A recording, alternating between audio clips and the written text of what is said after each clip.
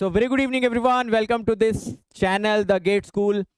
चलो आज का एक बहुत इंपॉर्टेंट सेशन स्टार्ट करते हैं। आज हम लोग डिस्कस करने वाले हैं डिफरेंशियबिलिटी के थोड़े से जो टॉपिक्स बचे हुए थे, और उसके बाद एक बहुत छोटा सा टॉपिक है पार्शियल डेरिवेटिव। ठीक है, तो काफ़ी छोटा सा टॉपिक है, उसको भी आपको पढ़ने में मजा आएगा, उसको भी हम लोग कंप्लीट करते हैं। डीके स्टैन जी, आपका बहुत बहुत स्वागत है। ठीक है, तो फटाफट यार सभी लोग आ जाओ, सेशन को स्टार्ट किया जाए। मैं एक्चुअली आज, चलो ये बात बाद में बताता हूँ, पहले बताओ क्या हाल चाल है। मैच वैच देख रहे हो कि नहीं देख रहे हो? दो आईपीएल वीकेंड पे, ठीक है। आरसीबी जीत भी गई, तो मेरे ख्याल से आज आप लोग काफी ज्यादा मोटिवेटेड हो गए। ओके, ठीक। कॉलेज के एग्जाम खत्म हो गए सभी के? कोई ऐसा तो नहीं जिनका अभी भी कॉलेज का एग्जाम चल रहा है? चलिए, सब बढ़िया ना? किसी का ब्रेकअप वगैरह तो नहीं हो गया वीकेंड पे? तो ब्रेकअप तो तब होगा ना सर जब पैचअप होगा। चलो ठीक है, परमानेंट ब्रेकअप वाले ही हो। परफेक्ट। चलो ठीक है, तो मैं क्या बोल रहा था कि मुझे अभी एग्जाम बाकी है, तो मैं क्या बोल रहा था कि वैसे तो मैं आज से एप्लीकेशन ऑफ डेरिवेटिव स्टार्ट करना चाहता था, ठीक है। बट बहुत सारे बच्चों के मैसेज आए कि सर हम 16 से लाइव अटेंड करेंगे, तो आप 16 से एप्लीकेशन ऑफ डेरिवेटिव स्टार्ट कर लो। एप्लीकेशन ऑफ डेरिवेटिव का मतलब हो गया maxima minima, increasing decreasing, saddle point, 2 variable maxima minima, 3 variable maxima minima. तो इस वजह से मैं क्या करता हूँ कि आज हम लोग पार्शियल डेरिवेटिव कवर कर लेते हैं, कल से एप्लीकेशन ऑफ डेरिवेटिव स्टार्ट कर लेंगे, है ना। और छोटा सा टॉपिक भी एप्लीकेशन ऑफ ये पार्शियल डेरिवेटिव, तो ज़्यादा टाइम भी नहीं लगेगा, आसानी से क्लियर भी हो जाएगा। और कल से फिर डिटेल में एप्लीकेशन ऑफ डेरिवेटिव का डिस्कशन स्टार्ट करेंगे, ठीक है ना। और उसमें बहुत मजा आएगा एप्लीकेशन ऑफ डेरिवेटिव में, क्योंकि उससे एग्जाम में आपको ना सबसे ज़्यादा क्वेश्चन दिखेंगे। अगर आप डिफरेंशियल कैलकुलस का प्रीवियस ईयर उठा के देखेंगे, सबसे ज़्यादा सवाल आपको एप्लीकेशन ऑफ डेरिवेटिव यानी मैक्सिमम मिनिमम में देखने को मिलेंगे, ठीक है। चलो कोई बात नहीं, अभी कुछ लोगों को एग्जाम चल रहे थे, उन्होंने मुझे मैसेज किया, इस वजह से आज का टॉपिक मैंने थोड़ा सा स्विच किया। बट वो टॉपिक ऑब्वियसली इंटरकनेक्टेड नहीं है, तो हमें ज़्यादा कोई दिक्कत होने वाली बात, कोई दिक्कत वाली बात नहीं है। अच्छा, लास्ट क्लास में जो डिस्कस हुआ था वो सबको समझ में आ गया ना? लास्ट में जो मैंने आप सभी लोगों को लास्ट में मैंने आप सभी लोगों को जो कंसेप्ट समझाया था, छोटा बॉक्स बड़ा बॉक्स वाला, वो आया सबको समझ में? मॉर्निंग शिफ्ट में 17 के बाद शिफ्ट करेंगे, ठीक है। 17 के बाद मॉर्निंग स्लॉट में शिफ्ट करेंगे। ओके। हाँ भाई, आरसीबी कल जीत गई, हालांकि मैं मैच नहीं देख पाया, मैं कहीं बिजी था। बट बड़ी खुशी हुई मुझे भी, क्योंकि आप लोगों को पता ही है कि मेरी फेवरेट टीम भी वही है, आप लोगों की तरह। इसी वजह से वो जीत नहीं रही है। ठीक है, परफेक्ट, आ गया था ना समझ में? ठीक है, तो चलो एक बार आपको याद दिला देता हूँ, सारी चीज़ें रोज याद दिलानी पड़ती है। सब्जेक्ट कौन सा है? Engineering mathematics. चैप्टर कौन सा है? कैलकुलस। टॉपिक आज क्या पढ़ने वाले हैं? थोड़ा सा बचा हुआ differentiability and mainly partial derivative. Lecture number कौन सा आपका? ये 7। तो लेक्चर नंबर 7 की तरफ आप पहुंच चुके हो, ठीक है। अपने बारे में भी याद दिला देता हूँ, बहुत सारे लोग भूल गए होंगे। My name is Vishal Soni, I have clear DSC examination 2 times, 98 2014 में, 2015 में 25 रैंक। आप लोग भी यार ऐसी रैंक लेके आओ, ठीक है। आप लोग भी ला सकते हो, अगर मैं ला सकता हूँ तो आप भी ला सकते हो। बहुत सारे पीएसयूज क्वालिफाई किए, 9+ ईयर्स ऑफ टीचिंग एक्सपीरियंस, बहुत सारे बच्चे पढ़ के अंडर 100 रैंक लेके आए, बहुत सारे बच्चों को गाइड किया। और अनअकैडमी प्लस पे तो रिकॉर्ड तोड़ वॉच मिनट सही है, और कहीं ना कहीं इसमें आप सभी लोगों का योगदान है। अच्छा, अभी आप सभी लोगों के लिए ना, कोई भी अनअकैडमी प्लस के सब्सक्रिप्शन पे भाई साहब फ्लैट 4 मंथ्स आपको फ्री मिल रहा है। कहने का मतलब 24 महीने पे 4 महीने फ्री हैं, 12 महीने पे 3 महीने फ्री हैं, और अगर आप 9 मंथ्स का लेते हो तो 2 मंथ्स आपको यहाँ पे फ्री मिल जाते हैं।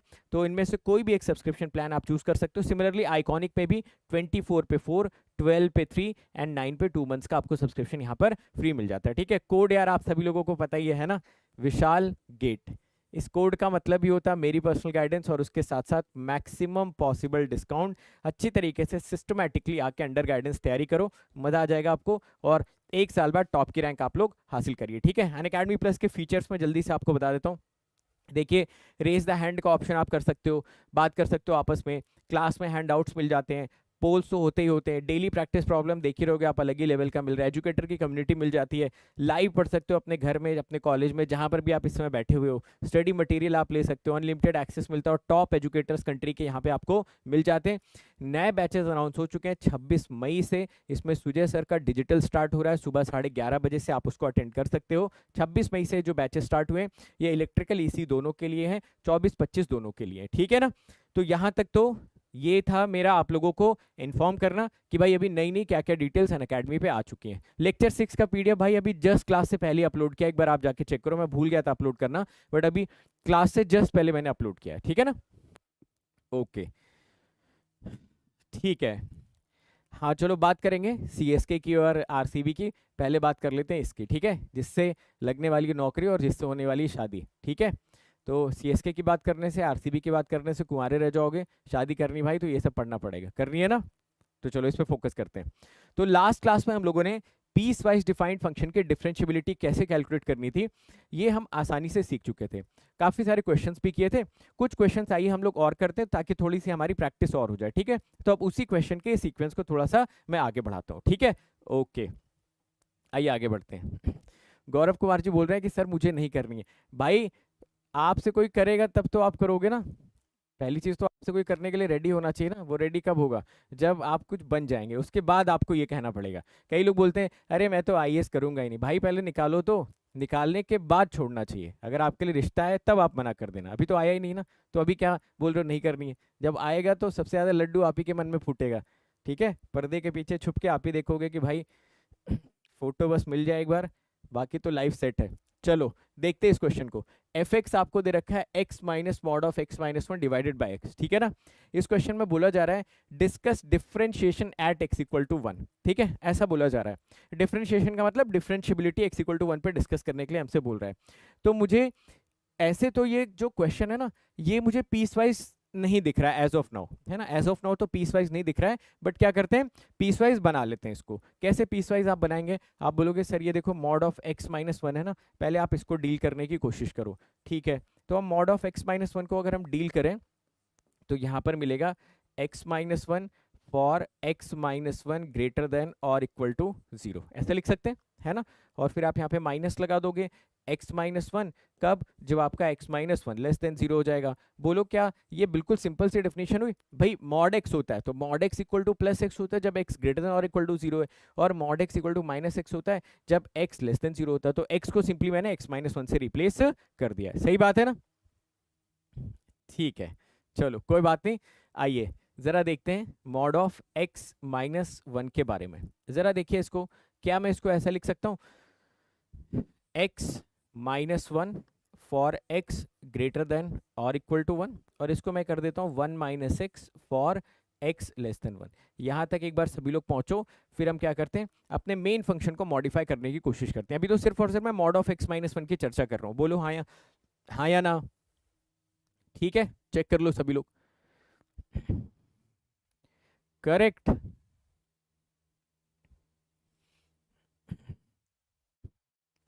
परफेक्ट। चलो तो इस पे तो कोई दिक्कत है नहीं। अब क्या करते हैं, अब जाहिर सी बात है जो ये हमारा फंक्शन है ये भी इसी के अकॉर्डिंग मॉडिफाई होने की कोशिश करेगा। हमारे फंक्शन में जो mod of x minus one है ना, उसकी वैल्यू देखिए हम रख सकते थे x minus one divided by x, कब, जब हमारा x जो है वो ग्रेटर देन और इक्वल टू वन होता। और इसकी वैल्यू हम रख सकते थे x, देखो माइनस, अब मैं इसकी वैल्यू रख दे रहा हूँ mod of x minus one की, ये हो जाएगा one minus x divided by x for x less than one, ऐसा मैंने यहाँ पर लिख दिया। थोड़ा सा अगर आप इसको और मॉडिफाई करेंगे तो काफ़ी हद तक चीज़ें कंट्रोल में आ जाएंगी। एक्स से एक्स कैंसिल हो जाएगा, ये बचेगा one by x for x greater than और equal to one, and this becomes two x minus one upon x for x less than one. यहाँ तक एक बार आप सभी लोग हामी भर दीजिए, फिर हम लोग आगे बढ़ते हैं। क्लियर है ना, करेक्ट। ठीक है, ये तो बहुत सिंपल सी चीज़ है। तो बेसिकली अभी तक तो आपने कुछ किया ही नहीं, अभी तक आपने सिर्फ और सिर्फ इस फंक्शन को पीस वाइज डिफाइंड में कन्वर्ट कर लिया। जैसे ही आपका पीस वाइज डिफाइंड में कन्वर्ट हो गया तो देखो जो आपका एफ एक्स यहाँ से आपको देखने को मिल रहा है, ये जो एफ एक्स आपको देखने को मिल रहा है, ये एफ एक्स को मैं ऐसा लिख देता हूँ, इस एक्स को यहाँ से डिवाइड कर दूंगा तो ये हो जाएगा two minus one by x. ठीक है, मैं एक्स लेस देन वन को ऊपर लिख दे रहा हूँ, बस इतना सा मैं चेंज कर दे रहा हूँ, ठीक है ना। ये जो एक्सप्रेशन था ना, इसको उठा के मैंने ऊपर लिख दिया, एक्स लेस देन और ऊपर लिख दिया, और ये आपका हो गया one by x for x greater than और इक्वल टू वन। फिर वही चीज़ करते चले जाओ। सबसे पहले x equal to one under consideration था, तो आप f of one plus equal to f of one minus equal to f of 1, यही करने वाले हो अपने सबसे पहले स्टेप में। जी हाँ, सबसे पहले स्टेप में आप यही करने वाले हैं। आपने पाया कि ये तीनों वैल्यूज़ आपस में कैसी आ रही थी, तीनों वैल्यूज़ आपस में बराबर आ रही थी। तो यहाँ से आपने स्टेटमेंट क्या दिया, यहाँ से स्टेटमेंट आपने दिया कि जो आपका एफ एक्स है, f x is continuous at x equal to 1, है ना, सही बात। जो आपका एफ एक्स है वो x इक्वल टू 1 पर कंटिन्यूअस है, करेक्ट। जी हाँ, अब क्या करोगे, अब आप इसको डिफरेंशिएट कर दो। जब आप इसको डिफरेंशिएट करोगे तो डिफरेंशिएशन से आप सभी लोगों को क्या मिलेगा, डिफरेंशिएशन से आप सभी लोगों को मिल जाएगा ये 1/x², 2 का 0 हो जाएगा, 2 का डिफरेंशिएशन माइनस 1 का 1/x² for x less than 1। Second वाले का 1/x का differentiation minus 1/x² for x greater than और इक्वल टू 1। ज़रा यहाँ से चेक करके बताइए, जो आपका f डैश 1 प्लस था, क्या वो आपका f डैश 1 माइनस के बराबर आया? बिल्कुल नहीं। अगर f dash 1 plus f dash 1 minus के बराबर नहीं आया तो आप यहाँ से बोल सकते थे कि जो आपका fx है, this is fx is non differentiable, कहाँ पर, एट x इक्वल टू 1। ठीक है, तो वो हमसे x इक्वल टू 1 पर इसकी डिफरेंशिएबिलिटी पूछ रहा था। हमारे हिसाब से ये फंक्शन x इक्वल टू 1 पर नॉन डिफरेंशिएबल है। और जैसा कि अंकित जी बोल रहे हैं, अंकित चंद जी बोल रहे हैं कि सर ये f dash x equal to 1 पर डिसकंटिन्यूअस भी हो जाएगा, बिल्कुल सही बात है। अगर कोई ये बोलेगा कि भाई f dash x is discontinuous at x equal to 1, that is also fine. At the same time f x is non differentiable at x equal to 1, that is also perfectly fine. ठीक है, आई बात सबको समझ में? किशन वर्मा जी देखो college से घर जा रहे हैं तब भी बस में बैठते हुए देख रहे हैं। इसी टाइप का भाई डेडिकेशन आप लोगों को भी डेवलप करना चाहिए। ओके, वैल्यूज इक्वल कहाँ आ रही है अब ये भी बताना पड़ेगा। x इक्वल टू 1 यहाँ पर डाल के देखो, 2 माइनस 1 1 आ गया। x इक्वल टू 1 यहाँ पर डाल के देखो, 1/1 1 आ गया। अब यार ये भी कैलकुलेट करके आपको बताना पड़ेगा। रमन नागर जी, नाम आपका बड़ा अच्छा है रमन, साइंटिस्ट वाला नाम है। आप x की वैल्यू रख के कंपेयर नहीं कर पा रहे हो भाई। x इक्वल टू 1 रखो, 1/1 2 माइनस 1। अब जोड़ना घटाना यार, अब यहाँ पे सिखाने की अगर नौबत आ रही है तो समझ लो सिचुएशन काफ़ी गंभीर है। ठीक है, परफेक्ट, चलो आगे बढ़े। अगला सवाल ये क्वेश्चन है, f x is equal to sine mod x. पूछा जा रहा है आपसे discuss differentiability at x equal to 0। इसके डिफरेंशिएबिलिटी एक्स इक्वल टू 0 पर डिस्कस करने के लिए बोला जा रहा है। आइए बिल्कुल सेम तरीके से क्वेश्चन हम लोग यहाँ पर स्टार्ट करते हैं। देखिए कितने लोगों को समझ में आ रहा है कि सर ये हमारा जो फंक्शन है ये एक पीस वाइज डिफाइंड फंक्शन है? बोलो हाँ या ना, फटाफट बोलिए सभी लोग। है ना पीस वाइज डिफाइंड फंक्शन। आप बोलोगे कि यहाँ पर अंदर मॉड एक्स लिखा हुआ है, यानी कि जो हमारा एफ एक्स वाला फंक्शन यहाँ पर दिख रहा है इसको हम ऐसा लिख सकते थे, साइन मॉड एक्स, है ना। इसको आप लिख सकते थे sine minus x. Mod x minus की तरह ओपन हो जाता अगर ये एक्स लेस देन 0 होता। ये जो आपका मॉड एक्स है ये प्लस एक्स की तरह ओपन हो जाता अगर ये एक्स आपका ग्रेटर देन और इक्वल टू 0 होता। यानी कि जो यहाँ से एफ एक्स वाला फंक्शन आप जनरेट करते वो आपको मिलता माइनस का sign x for x less than 0 and plus का sign x for x greater than और इक्वल टू 0। चलेगा? एब्सोल्युटली। फिर आप क्या करोगे, फिर से वही चीज़ स्टेप वन में आप क्या करेंगे। देखो अब तक तो मेरे ख्याल से देखो जिसने भी प्रैक्टिस करा होगा ना भाई, ये सारी की सारी चीज़ें ऑटो पायलट पे अब तक होनी चाहिए। F of 0 plus will be equal to f of 0 minus. भाई x इक्वल टू 0 इसमें रखो इसमें रखो, हर जगह से वैल्यू आपको 0 ही मिलने वाली है, तो दिस इज f ऑफ 0, है ना। यानी कि यहाँ से जो ये ओवरऑल वैल्यू आपको मिल रही है ये सजेस्ट कर रही है कि जो आपका fx है this is continuous at x equal to 0, है ना। ये आपका x इक्वल टू 0 पर कंटिन्यूअस है। अगर ये x इक्वल टू 0 पर कंटिन्यूअस है तो क्या ये आपको नेक्स्ट स्टेप पे बढ़ने के लिए अलाउ कर देगा? जी हाँ, ये हम इसीलिए टेस्ट करते थे कि भाई नेक्स्ट स्टेप पे हम जा पा रहे हैं कि नहीं जा पा रहे हैं। अगर ये आपको नेक्स्ट स्टेप पे जाने के लिए अलाउ कर दे रहा है तो आप एक बार इसको डिफरेंशिएट करके देखिए। आइए इसको डिफरेंशिएट करते हैं। दोनों पीसेस जैसा कि मैंने बोला था यूजुअली आपके डिफरेंशिएबल होते हैं, तो ये माइनस साइन एक्स वाला हो जाएगा minus cos x for x less than 0 and this will become cos x for x greater than और इक्वल टू 0। यहाँ से ज़रा एक बार आप लोग टेस्ट करके देखेंगे, जो आपको f डैश 0 प्लस मिलेगा, देखो वो यहाँ से कैलकुलेट होगा cos 0 1, f डैश 0 माइनस यहाँ से कैलकुलेट होगा विच इज़ -1।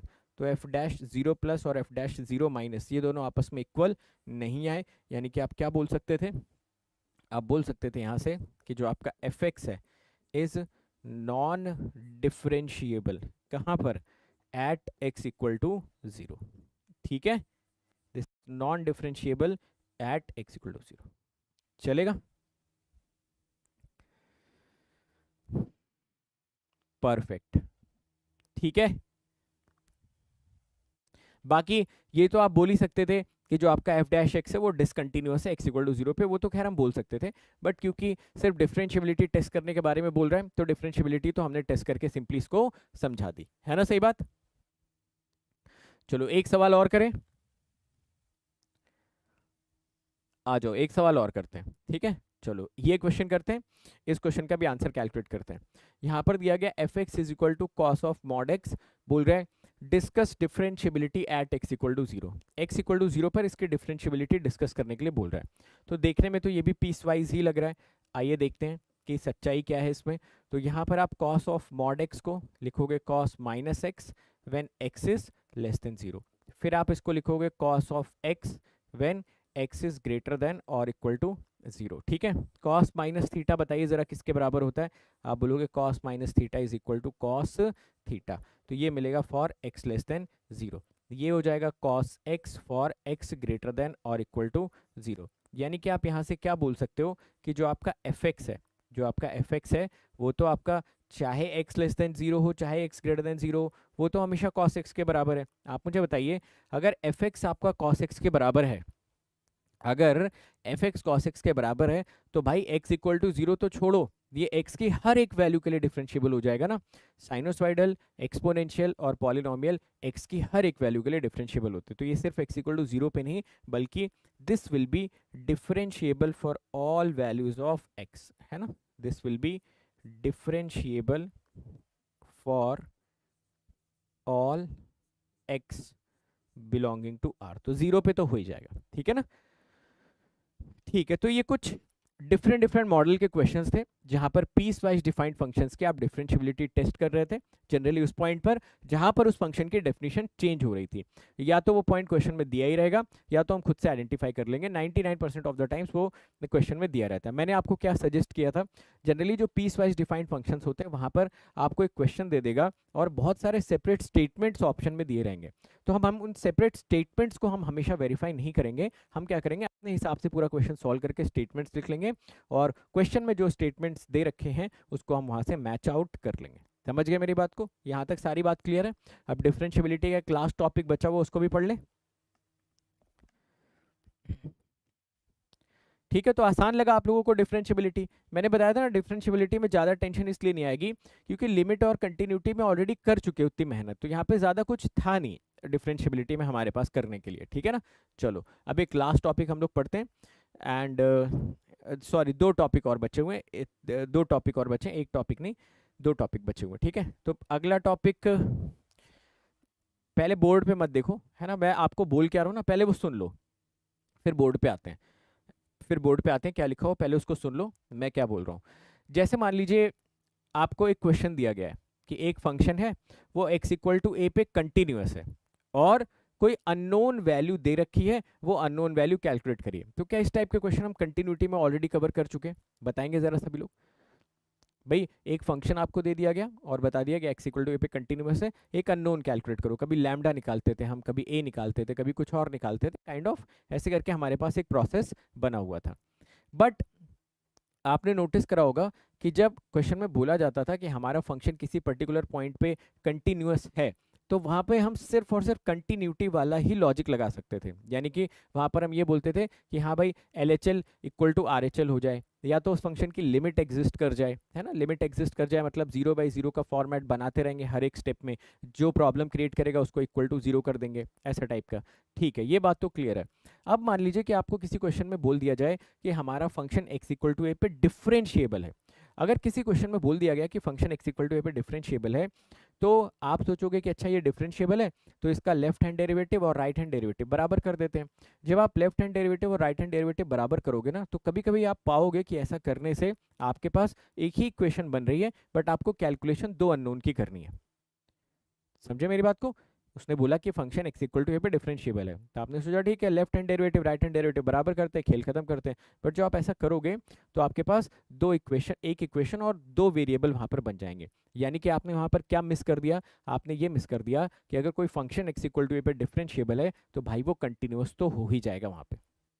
विच मीन्स आगे से कभी भी एग्जामिनर अगर आपको क्वेश्चन देता है कि हमारा function x equal to a पे डिफरेंशिएबल है, तो बाय डिफॉल्ट आपको क्या करना है? सबसे पहले एक इक्वेशन कंटिन्यूटी से बना ही देनी है, फिर डिफरेंशिएबिलिटी की तरफ बढ़ना है। बिकॉज कल हम लोगों ने थ्योरम भी पढ़ी थी कि अगर कोई function x equal to a पे डिफरेंशिएबल है तो वहां पर उसको कंटिन्यूअस होने से आप रोक नहीं सकते हो। सबको ये लॉजिक अच्छे से समझ में आ गया है ना? तो एग्जामिनर बोलेगा नहीं आपसे कि कंटिन्यूटी लगाओ, ये आपके इंटेलिजेंस है कि आपको कंटिन्यूटी लगा के सेकंड इक्वेशन जनरेट करनी रहेगी। Very good. देखो क्या सेम चीज यहाँ पर लिखा हुआ है, पढ़िए जरा।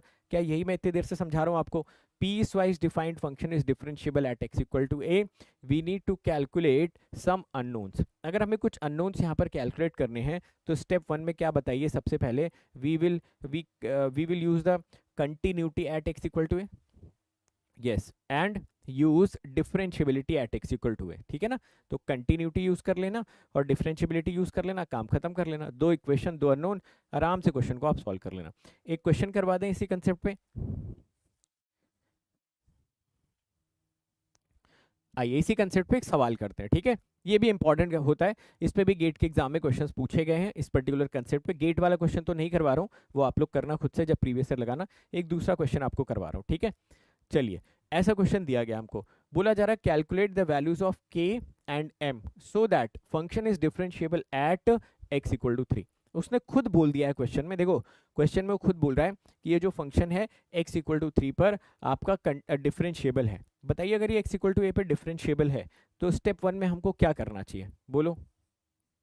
तो आप बोलोगे सर अगर डिफरेंशिएबल है तो कंटिन्यूटी तो कर ही लो, आप कंटिन्यूटी तो लगा ही लो। तो चलो स्टेप वन में हम लोग कंटिन्यूटी का सहारा ले लेते हैं, ठीक है?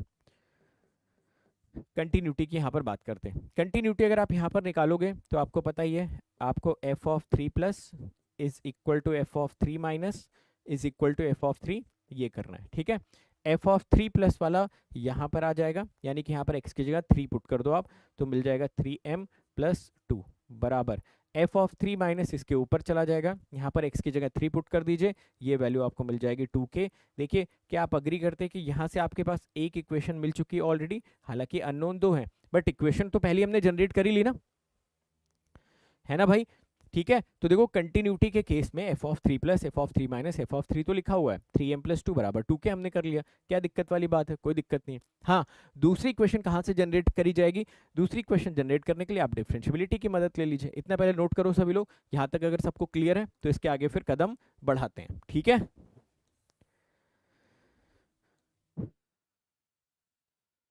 ओके,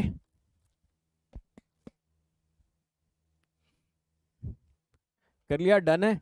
चलो आ जाओ स्टेप टू पे आ जाओ। डिफरेंशिएबिलिटी लगा दो यहाँ पर। पीस वाइज में तो आप वैसे ही मास्टर हो चुके हो, तो पीस वाइज में तो आपको ज़्यादा दिक्कत आने वाली है नहीं, ठीक है? चलो स्टेप टू में पीस वाइज लगा देते हैं हम लोग। पीस वाइज में क्या करना है? इसको डिफरेंशिएट कर दो। जब आप इसको डिफरेंशिएट करोगे एफ डैश एक्स, तो ये वैल्यू आपको मिल जाएगी k by 2 under root x plus 1। ये वाला पीस डिफरेंशिएट किया, ये वाला पीस डिफरेंशिएट करोगे मिल जाएगा m। यहाँ पे आपको मिलेगा 0 से 3, यहाँ पे मिल जाएगा 3 से 5। इक्वालिटी कहाँ पर लगी थी? यहाँ पर लगी हुई थी इक्वालिटी, ठीक है? अब आप क्या करोगे? डिफरेंशिएबिलिटी के तहत एफ डैश 3 प्लस जो होगा वो एफ डैश 3 माइनस के बराबर होना चाहिए था। एफ डैश 3 प्लस यहाँ पर देखो इस वाली डेफिनेशन में आ जाएगा, इसकी वैल्यू तो मुझको m के बराबर दिख रही है। एफ डैश 3 माइनस इस वाली डेफिनेशन में आ जाएगा, तो ये तो मुझे k बाई 4 के बराबर मिल रहा है। तो मेरे पास दो इक्वेशन है और दो अननोन भी मैं यहाँ पर फिगर आउट कर पा रहा हूँ, ठीक है? दोनों इक्वेशंस आपको क्लियर है? मैं यहाँ पर दोनों इक्वेशंस लिख देता हूँ, m और k। आप कैलकुलेट करो और मुझे बताओ कि आप यहाँ से देख पा रहे हो। 3m plus 2 equal to k, 3m plus 2 बराबर k, and second equation is k is equal to 4m। ये हो गया आपका इक्वेशन नंबर 1, ये हो गया आपका इक्वेशन नंबर 2। ज़रा यहाँ से सॉल्व करो और के और एम की वैल्यू कैलकुलेट करके बताओ के कितना आ जाएगा और एम कितना यहाँ से आना चाहिए।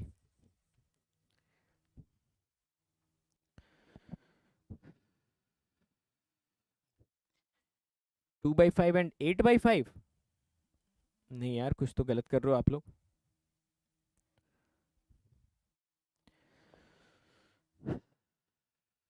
के कितना आ जा रहा है, के की जगह पे 4m पुट कर दें अगर,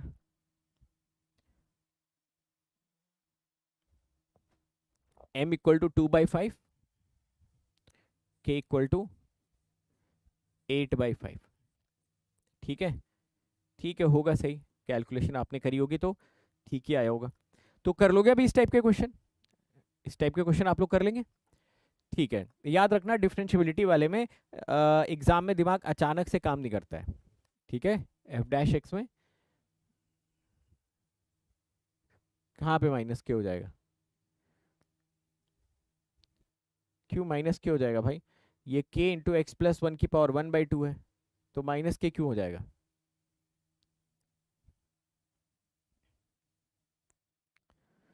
कहाँ पर 2k?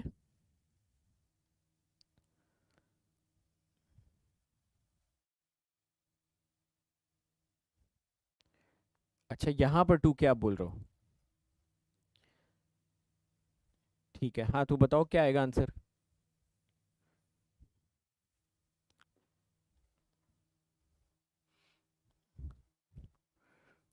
हाँ, फर्स्ट वाली क्वेश्चन में 3m प्लस 2k था ना, 3m plus 2 is equal to 2k, वो तो ठीक है। आंसर बताओ भाई, आंसर क्या आ रहा है? आंसर सेम ही आएगा। 2/5 और, चलो यार मैं ही कैलकुलेट कर देता हूँ, के की जगह 4m रख दो, ये 8m हो जाएगा, तो ये k मिल जाएगा आपको 2/5, m मिल जाएगा 8/5। ठीक है, इतना सिंपल सा क्वेश्चन नहीं कर पा रहे हो यार आप लोग। m इक्वल टू 2/5 आएगा।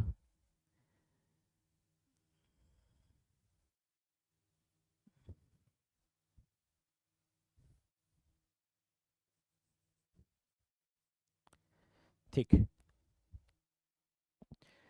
आगे बढ़े।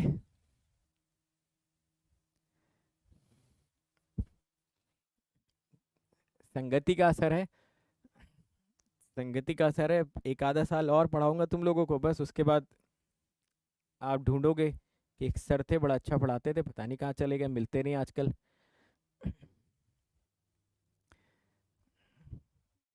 चलिए, अब एक लास्ट पॉइंट डिस्कस करा जाए, डिफरेंशियबिलिटी को निपटा दिया जाए। चलो डिफरेंशियबिलिटी को निपटा देते हैं लास्ट वाले टॉपिक से, ठीक है। देखिए, कहाँ जाएंगे? अरे निपटा दोगे ना तुम लोग, इतनी छोटी सी कैलकुलेशन करने में इतना टाइम लगा रहे हो यार। ठीक है, चलो देखो, आ, मैं आपको दो स्टेटमेंट बोलता हूँ, आप बताना कि क्या आप इन दोनों स्टेटमेंट से एग्री करते हो कि नहीं। ठीक, फिर आपको एक मैजिकल स्टेटमेंट बताता हूँ। ठीक है, पहला स्टेटमेंट है कि अगर कोई function x equal to a पे डिफरेंशिएबल है, तो क्या वो x इक्वल टू ए पे कंटिन्यूस है? तो आप बोलोगे हाँ सर, हो जाएगा, पक गए इसको सुन सुन के। अगला स्टेटमेंट बोलो। चलो अगला स्टेटमेंट मैं आपको बोलता हूँ। अगले स्टेटमेंट में ये बोल रहा हूँ कि पहला स्टेटमेंट सबको क्लियर है ना? ठीक है, अगला स्टेटमेंट में ये बोल रहा हूँ कि सपोज अगर हम किसी फंक्शन की x इक्वल टू ए पे डिफरेंशियबिलिटी निकालना चाहते हैं, ठीक है, हमने उसका LHD कैलकुलेट किया, हमने उसका RHD कैलकुलेट किया। LHD या RHD में से कोई एक या दोनों इनफाइनाइट आ गए, तो जाहिर सी बात है वो function x equal to a पे नॉन डिफरेंशिएबल होगा, है ना? और उसकी कंटिन्यूटी पे तो कमेंट कर ही नहीं सकते भाई, डिफरेंशियबिलिटी अगर नहीं हो पा रही है तो कंटिन्यूटी पे कैसे कमेंट करेंगे? तो मेरे ख्याल से ये दो स्टेटमेंट तो बिल्कुल सॉर्टेड है, इसमें तो कोई दिक्कत नहीं है। पहले तो बताओ ये सॉर्टेड है, सभी लोग लिखो, बताओ, है ना? कोई function x equal to a पे डिफरेंशिएबल है, उस पर कंटिन्यूस भी होगा, इस पे हम लोग कन्विंस्ड हैं। सेकंड स्टेटमेंट में हम लोग बोल रहे हैं कि कोई फंक्शन अगर x इक्वल टू ए पे एक्स इक्वल टू ए पे डिफरेंशियबिलिटी टेस्ट करनी है, उसके एलएचडी या आरएचडी या दोनों में से इनफाइनाइट आ गया तो नॉन डिफरेंशियबल हो, कंटिन्यूटी पे कुछ कमेंट नहीं कर पाएंगे। अब एक तीसरा स्टेटमेंट आपको बोलता हूँ और आप अपने हिसाब से ऐसे रैंडमली सोच समझ के आंसर बताना आपको क्या लगता है। जैसे मान लो कोई फंक्शन है और मैंने बोला कि एक्स इक्वल टू ए पे इसकी डिफरेंशियबिलिटी टेस्ट करना है, आपने उसका एलएचडी निकाला, आपने उसका आरएचडी निकाला, एलएचडी और आरएचडी बराबर नहीं आए मगर दोनों फाइनाइट थे, ठीक है, एलएचडी भी फाइनाइट था, आरएचडी भी फाइनाइट था, मगर दोनों बराबर नहीं थे, तो जाहिर सी बात आप बोलोगे कि sir function x equal to a पे डिफरेंशिएबल तो नहीं है। कंटिन्यूटी के बारे में बताओ, आपको क्या लगता है, कुछ कह सकते हैं, नहीं कह सकते हैं, कह सकते हैं तो क्या कह सकते हैं, ऐसे एक रैंडम सा गेस करो, रैंडम से ऐसे गेस करो, फिर मैं आपको बताता हूँ। तो ठीक है, कर लो सभी लोग गेस, फिर मैं आपको थ्योरम बताता हूँ। ओके, अभी आप फर्स्ट ईयर में हो तो यार आप मैथमेटिक्स पढ़ लो, ठीक है। चीकू मेरे भाई, अगर आप फर्स्ट ईयर में हो ना तो आप मैथमेटिक्स पढ़ लो, बाकी टेक्निकल सब्जेक्ट नेक्स्ट ईयर पढ़ना, ठीक। चलो परफेक्ट, तो क्या करते हैं, एक बार ये तीनों डेफिनेशंस देखते हैं। देखो पहली डेफिनेशन एक बार सभी लोग पढ़ो और कमेंट बॉक्स में, चैट बॉक्स में कंफर्म करो कि सर ये तो सॉर्टेड है, इसको छोड़ो। फर्स्ट वाला पढ़ो, L बराबर M बराबर finite, f x is differentiable at x equal to a, f x is continuous at x equal to a. जल्दी बोलो यार सभी लोग, फटाफट खत्म करना है जल्दी से, डिफरेंशिएबिलिटी बहुत हो गया, ठीक है, ये सॉर्टेड है। तीसरा वाला पढ़ो, थर्ड वाला, थर्ड वाला पढ़ो, देखो क्या थर्ड वाला भी सॉर्टेड है, ठीक है, ये भी ठीक है, चाहे एलएचडी चाहे आरएचडी या दोनों प्लस इन्फिनिटी या माइनस इन्फिनिटी आ गए तो function is non differentiable at x equal to a and obviously we can't comment on the continuity. कैसे कमेंट करेंगे कंटिन्यूटी पे, ठीक है। बट सेकंड वाले स्टेटमेंट को देखिए, सेकंड वाली थ्योरम बहुत इंटरेस्टिंग है। इसमें बोल रहा है कि अगर कभी आपने एलएचडी निकाला और आरएचडी निकाला, मान लो कि आपका जो एलएचडी था वो फाइनाइट आ गया, मान लो कि जो आपका आरएचडी था वो फाइनाइट आ गया बट बराबर नहीं आया, तो जाहिर सी बात है कि जो आपका फंक्शन है वो तो नॉन डिफरेंशिएबल होगा ही होगा। बट मज़े की बात यह है कि फंक्शन जो है ना यहाँ पर कंटिन्यूअस हो जाएगा। तो ये सेकंड वाले स्टेटमेंट को बस थोड़ा सा याद रखना, क्योंकि बहुत सारे स्टेटमेंट बेस्ड क्वेश्चन में ये थ्योरम काम आती है, ठीक है ना। तो बस यानी कि आज के बाद अगर किसी क्वेश्चन में डिफरेंशिएबिलिटी और कंटिन्यूटी दोनों पूछा जाता है ना, जैसे ऑप्शन में दिया है कि डिफरेंशिएबिलिटी भी है कंटिन्यूटी भी है, ऐसा है वैसा है, तो डिफरेंशिएबिलिटी से स्टार्ट करना, क्योंकि डिफरेंशिएबिलिटी में अगर एल और एम फाइनाइट आ गए और इक्वल नहीं आए तो डिफरेंशिएबिलिटी पे भी कमेंट कर सकते हो और कंटिन्यूटी पे तो कर ही सकते हो। फिर समझे मेरी बात को, फंक्शन की वैल्यू वगैरह सेम आने की जरूरत नहीं अक्षय मेरे भाई, ठीक है। ये थ्योरम बोल रहा है कि अगर ये फाइनाइट है और ये फाइनाइट है और ये बराबर नहीं है तो कंटिन्यूअस होगा और कुछ चेक करने की जरूरत नहीं। ये थ्योरम हमको अलाउ कर रहा है, जैसे पाइथागोरस थ्योरम होती है, जैसे और दुनिया भर की थ्योरम्स होती हैं, वैसे ये भी एक थ्योरम। अब किसी ने प्रूफ करा होगा, अपनी जिंदगी लगा दी होगी, हमें उससे कोई फर्क नहीं पड़ता, उसने बता दिया, हमने सीख लिया, सवाल लगा के आगे बढ़ते हैं, ठीक है। जिसने प्रूफ करा होगा कुछ सोच समझ के करा होगा ना, और हमसे ज़्यादा इंटेलिजेंट होगा, तो हम क्यों उसकी इंटेलिजेंसी पे सवाल उठाएं। ओके भाई साहब, आगे बढ़े, ठीक है। अब जैसे ये क्वेश्चन है, ठीक है, क्वेश्चन तो मैं ही करूंगा बट आप बस मुझे बताना इसमें करना क्या चाहिए मुझे। क्वेश्चन में आपको दे रखा है f x is equal to x e की power minus 1 by mod x plus 1 upon x when x is not equal to 0, 0 for x equal to 0। बोल रहा है discuss continuity and differentiability at x equal to 0। तो हमें किस चीज से start करना चाहिए जरा बताइए आप सभी लोग,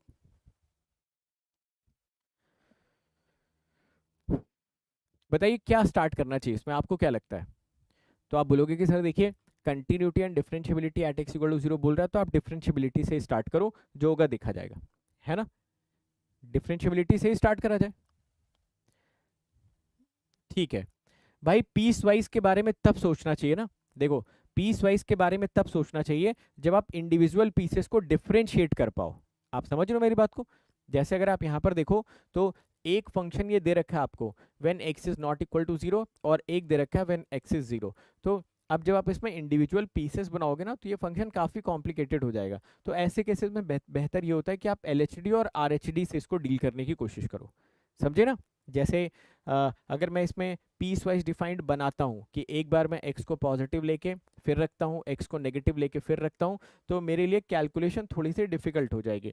कर सकते हो ऐसा, ऐसा नहीं कि नहीं कर सकते, बट क्या होगा उसमें कि फिर ये डिफ्रेंशिएशन उतना आसान नहीं होगा, डिफ्रेंशिएट करना थोड़ा सा मुश्किल हो जाएगा, है ना। और रही बात डिफरेंशिएबिलिटी और कंटिन्यूटी, अगर आपको एक साथ चेक करनी है तो आपको एल और एम तो निकालना ही पड़ेगा ना। एलएचडी आरएचडी जब तक आप निकालोगे नहीं तब तक आप कंटिन्यूटी पे डायरेक्ट कमेंट कैसे कर पाओगे। समझ रहे हो मेरी बात को? ओके, तो इस वजह से यहाँ पर बोला जा रहा है कि आप क्या करें कि सीधा ये फंक्शन उठा लें और इसकी सीधे डिफरेंशिएबिलिटी टेस्ट कर लें, ठीक है ना। चलो तो सीधा ये फंक्शन उठाते हैं और सीधे इसकी डिफरेंशिएबिलिटी टेस्ट करते हैं। तो यहाँ पर सबसे पहले एलएचडी की यहाँ पर बात कर लेते हैं, एल की कैलकुलेशन करते हैं। आप वो भी कर सकते हो जो अपना पीस वाइज डिफाइंड का एक प्रोसेस है ना, कि आप इसको पीस वाइज डिफाइंड कर लो और वन बाय वन आप इसको सॉल्व करना स्टार्ट कर दो। But at the same time मैं ये बोल रहा हूँ कि फिर उस केस में तो अपना पुराना वाला ही तरीका आ गया ना, फिर यहाँ पे थ्योरम का तो कोई यूज़ हुआ ही नहीं। थ्योरम का अगर हम यूज़ करना चाहते हैं तो क्यों ना एलएचडी आरएचडी में एल और एम की कैलकुलेशन डायरेक्टली कर ली जाए, तो वहाँ से शायद दोनों पे हम लोग कमेंट कर पाएंगे।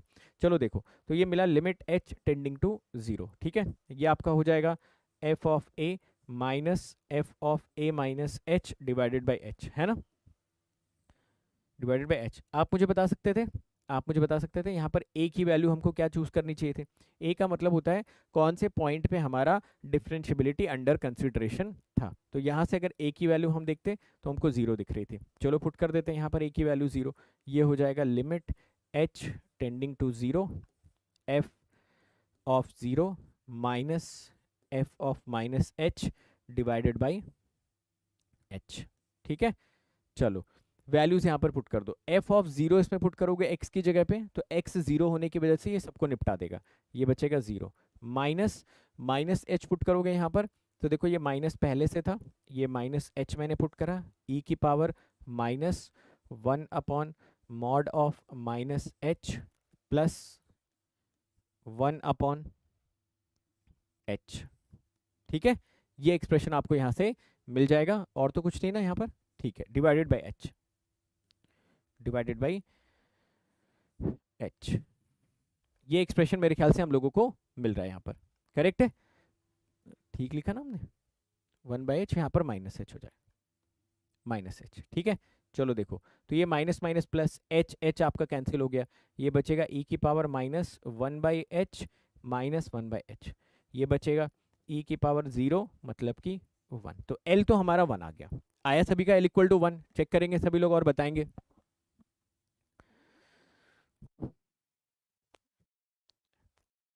आ रहा 1?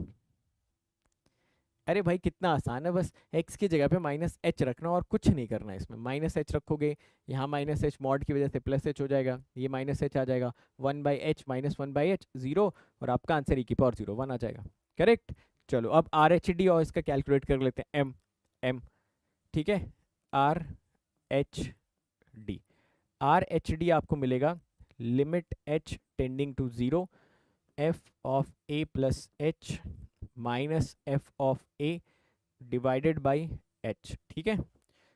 चलो अब यहाँ पर आपको ए की जगह पे पता है 0 ही पुट करना हमको, तो आप रखोगे limit h tending to 0 f of h 0 plus h minus f of 0 divided by h. अब आप सिंपली यहाँ पर एच रख दो हर एक जगह पे, एच ई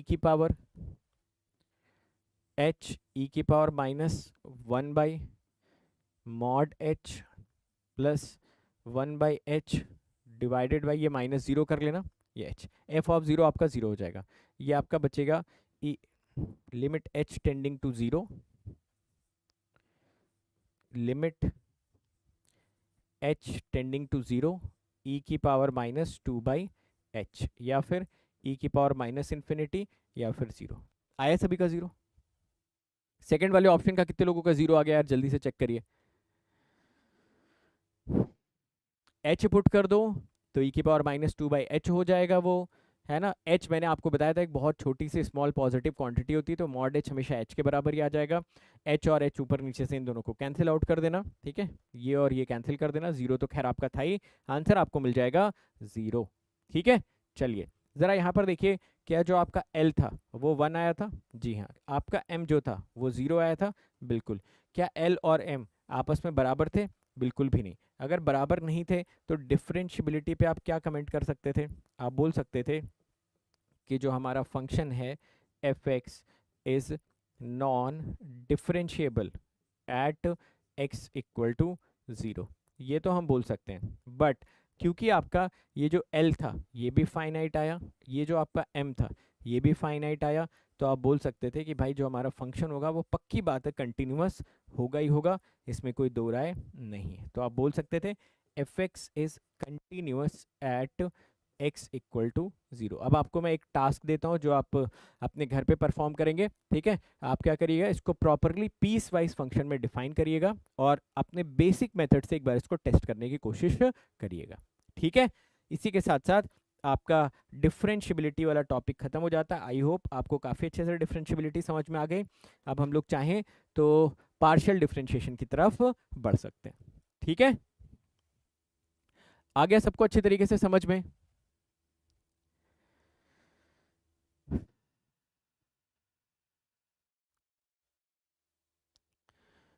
ओके, चलो।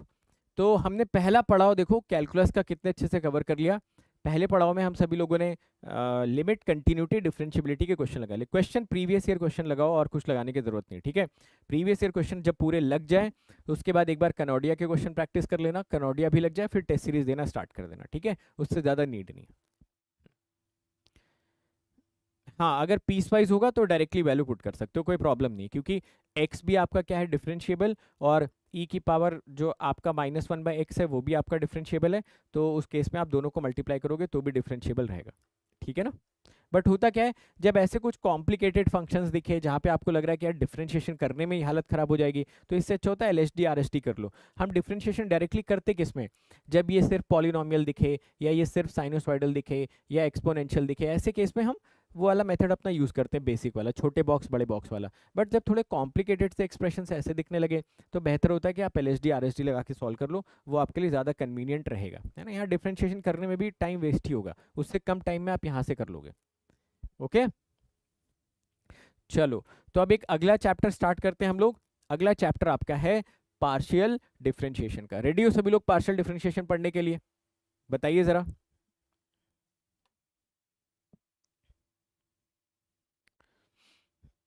नहीं भाई, यूपीएससी ईएससी में इंटरव्यू हिंदी लैंग्वेज में नहीं दे सकते, इंग्लिश में होता है इंटरव्यू।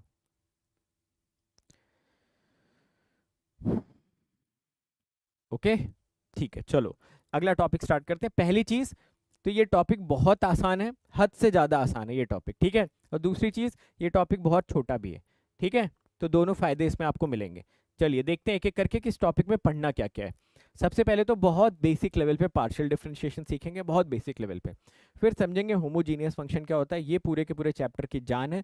होमोजीनियस फंक्शन काफ़ी हेल्प करेगा आपको आगे। फिर आप देखोगे कि अगर होमोजीनियस फंक्शंस हम आइडेंटिफाई करते हैं तो जो यूलर भाई साहब थे इन्होंने बहुत सारी थ्योरम्स दे डाली थी जो होमोजीनियस फंक्शंस पे अप्लाई कर सकते हो आप। फिर उसके बाद एक कंसेप्ट होता है आपका टोटल डेरिवेटिव का और चेंज ऑफ वेरिएबल का। मोस्ट प्रॉब्ली शायद इसको आज हम कवर नहीं कर पाएंगे, तो इसको हम लोग शायद कल की क्लास में कवर करेंगे, ठीक है? तो आज की क्लास में इतना कवर जरूर करने की कोशिश करते हैं कि फर्स्ट सेकंड थर्ड टॉपिक अपना काफ़ी अच्छी तरीके से कवर अप हो जाए।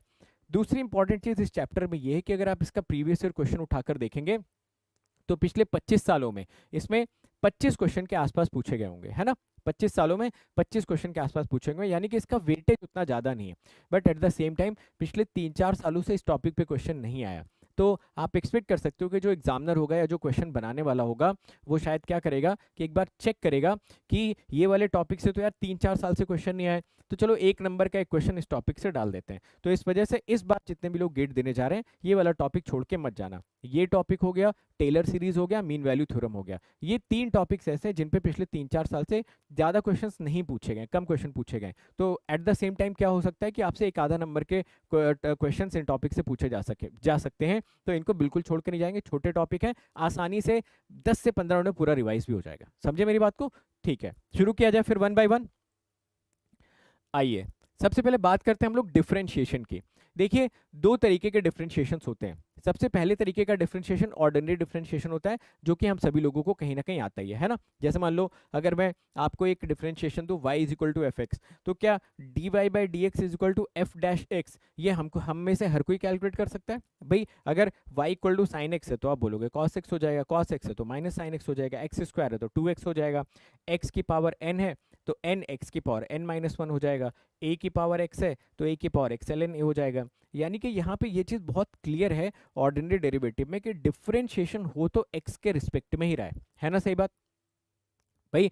जो डिफरेंशिएशन हो रहा है वो तो x के रिस्पेक्ट में ही हो रहा है ना, ऐसा तो है नहीं कि आप किसी और के रिस्पेक्ट में कर दोगे। y अगर x का फंक्शन है तो डिफरेंशिएशन भी x के ही रिस्पेक्ट में होगा हमेशा, है ना। बट अगर आप यहाँ पर पार्शियल की बात करें, ठीक है, अगर आप यहाँ पर पार्शियल डेरिवेटिव की बात करें, ठीक, पार्शियल डेरिवेटिव, तो जो पार्शियल डेरिवेटिव होता है, जैसे मान लो मैं एक ऐसा फंक्शन लेता हूँ, कितने लोग अग्री करते हैं कि सर ये जो आपने फंक्शन z लिया ना, इस बार ये दो इंडिपेंडेंट वेरिएबल्स x और y पर डिपेंड कर रहा है, विच मीन्स ये z यहाँ पर जो आपको दिख रहा है ये x का भी फंक्शन है और y का भी फंक्शन है। समझे मेरी बात को?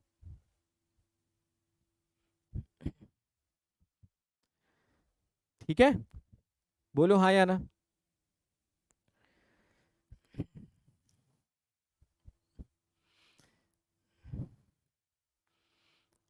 क्या उसको जवाब दे रहे हो तुम लोग?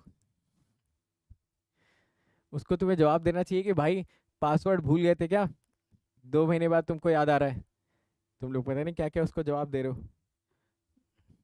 तो जितने भी ये फॉरगॉट पासवर्ड वाले ना, ये 6 महीने बाद जगते हैं, 6 महीने बाद उठते हैं, अच्छा फॉरगॉट पासवर्ड मेल पे आया, रीसेट किया, देखा अरे ये क्या हुआ, फिर सो गए, फिर 6 महीने बाद जगेंगे। तो भाई उसको बोल दो पासवर्ड एक डायरी में नोट करके लिख लिया करें, ठीक है। बस एक सलाह उन लोगों को दे दिया करो। चलिए आइए, खैर इस पे आते हैं, ठीक है। पता नहीं यार क्या करते हो, सब्सक्रिप्शन लेते क्यों यार जब पढ़ना नहीं होता है तो।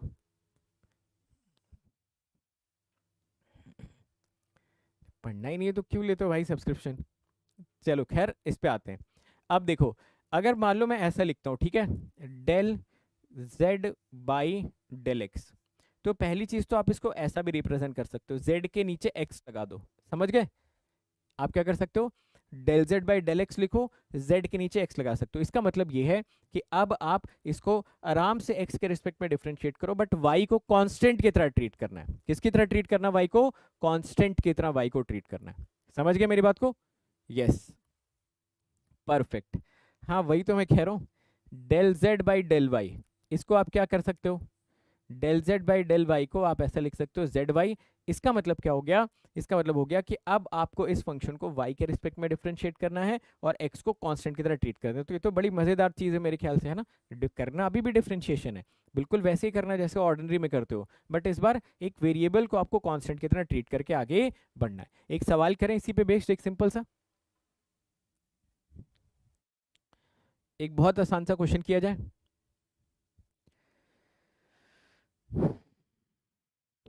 ठीक है, आइए एक बहुत आसान सा क्वेश्चन करते हैं।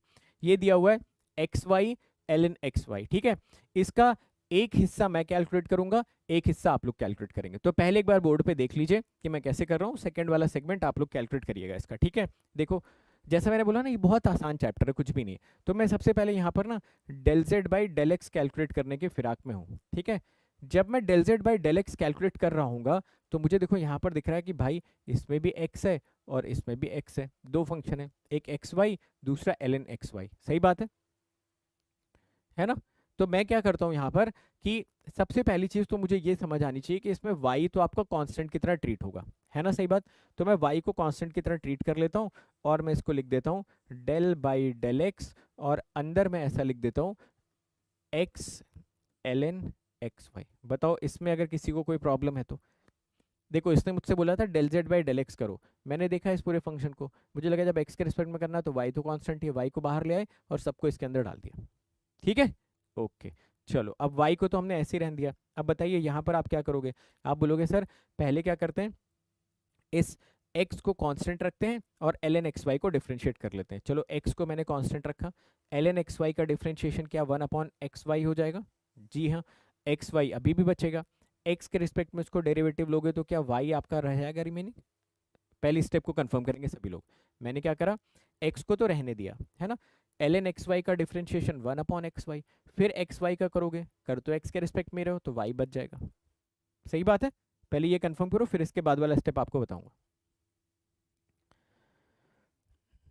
आराम से करना है, मतलब इसमें क्या है कि थोड़ा पेशेंस से करना है, कि हड़बड़ी में करोगे तो कुछ ना कुछ सिली मिस्टेक हो जाएगी, पेशेंटली करो, है ना। ठीक है, फिर मैंने क्या किया, प्लस का साइन लगाया, एक बार x को होल्ड करके इसको डिफरेंशिएट कर चुके हो, तो एक बार ln xy को होल्ड करके x को डिफरेंशिएट कर लोगे तो वो आपको 1 मिल जाएगा इस x का डिफरेंशिएशन। विच मीन्स अगर मैं यहाँ से del z by del x को सिंपली कैलकुलेट करता तो मुझे del z by del x जो मिलेगा वो मुझे मिल जाएगा y into 1 plus ln xy। अगर ये बात आपको चमक गई है अच्छी तरीके से तो अगला वाला फिर आपकी जिम्मेदारी है, ठीक है। आपके पापा भी आपको समझाते होंगे ना कि बेटा जिम्मेदारी लो, बेटा ये करो, बेटा वो करो, वो इसीलिए समझाते हैं क्योंकि उनको पता है कि भाई देर सवेर तुमको जिम्मेदारी तो लेनी पड़ेगी ही पड़ेगी। तो एक बार मैंने आपको समझा दिया, अब आप समझो। अगला वाला आप लोग कैलकुलेट करके बताओ, देखते हैं भाई कितने जिम्मेदार शख्स यहाँ पर बैठे हुए हैं यूट्यूब के लाइव सेक्शन में। अब del z by del y निकालना है, ठीक है, इतना मैं लिख देता हूँ, बाकी आप लोग करो, मैं भी बता रहा हूँ अभी थोड़ी देर में, बट पहले आप लोग करिए।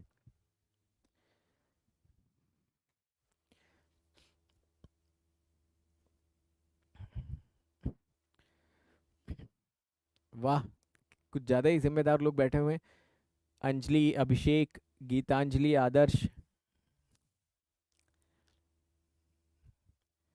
क्रिक विक T20, अंकुश, वॉकिंग म्यूजिक प्लेयर, आप शायद थोड़ा सा कुछ मिस्टेक करो भाई, एक बार चेक करो आप, है ना। आपका 2xy जो आ रहा है ना,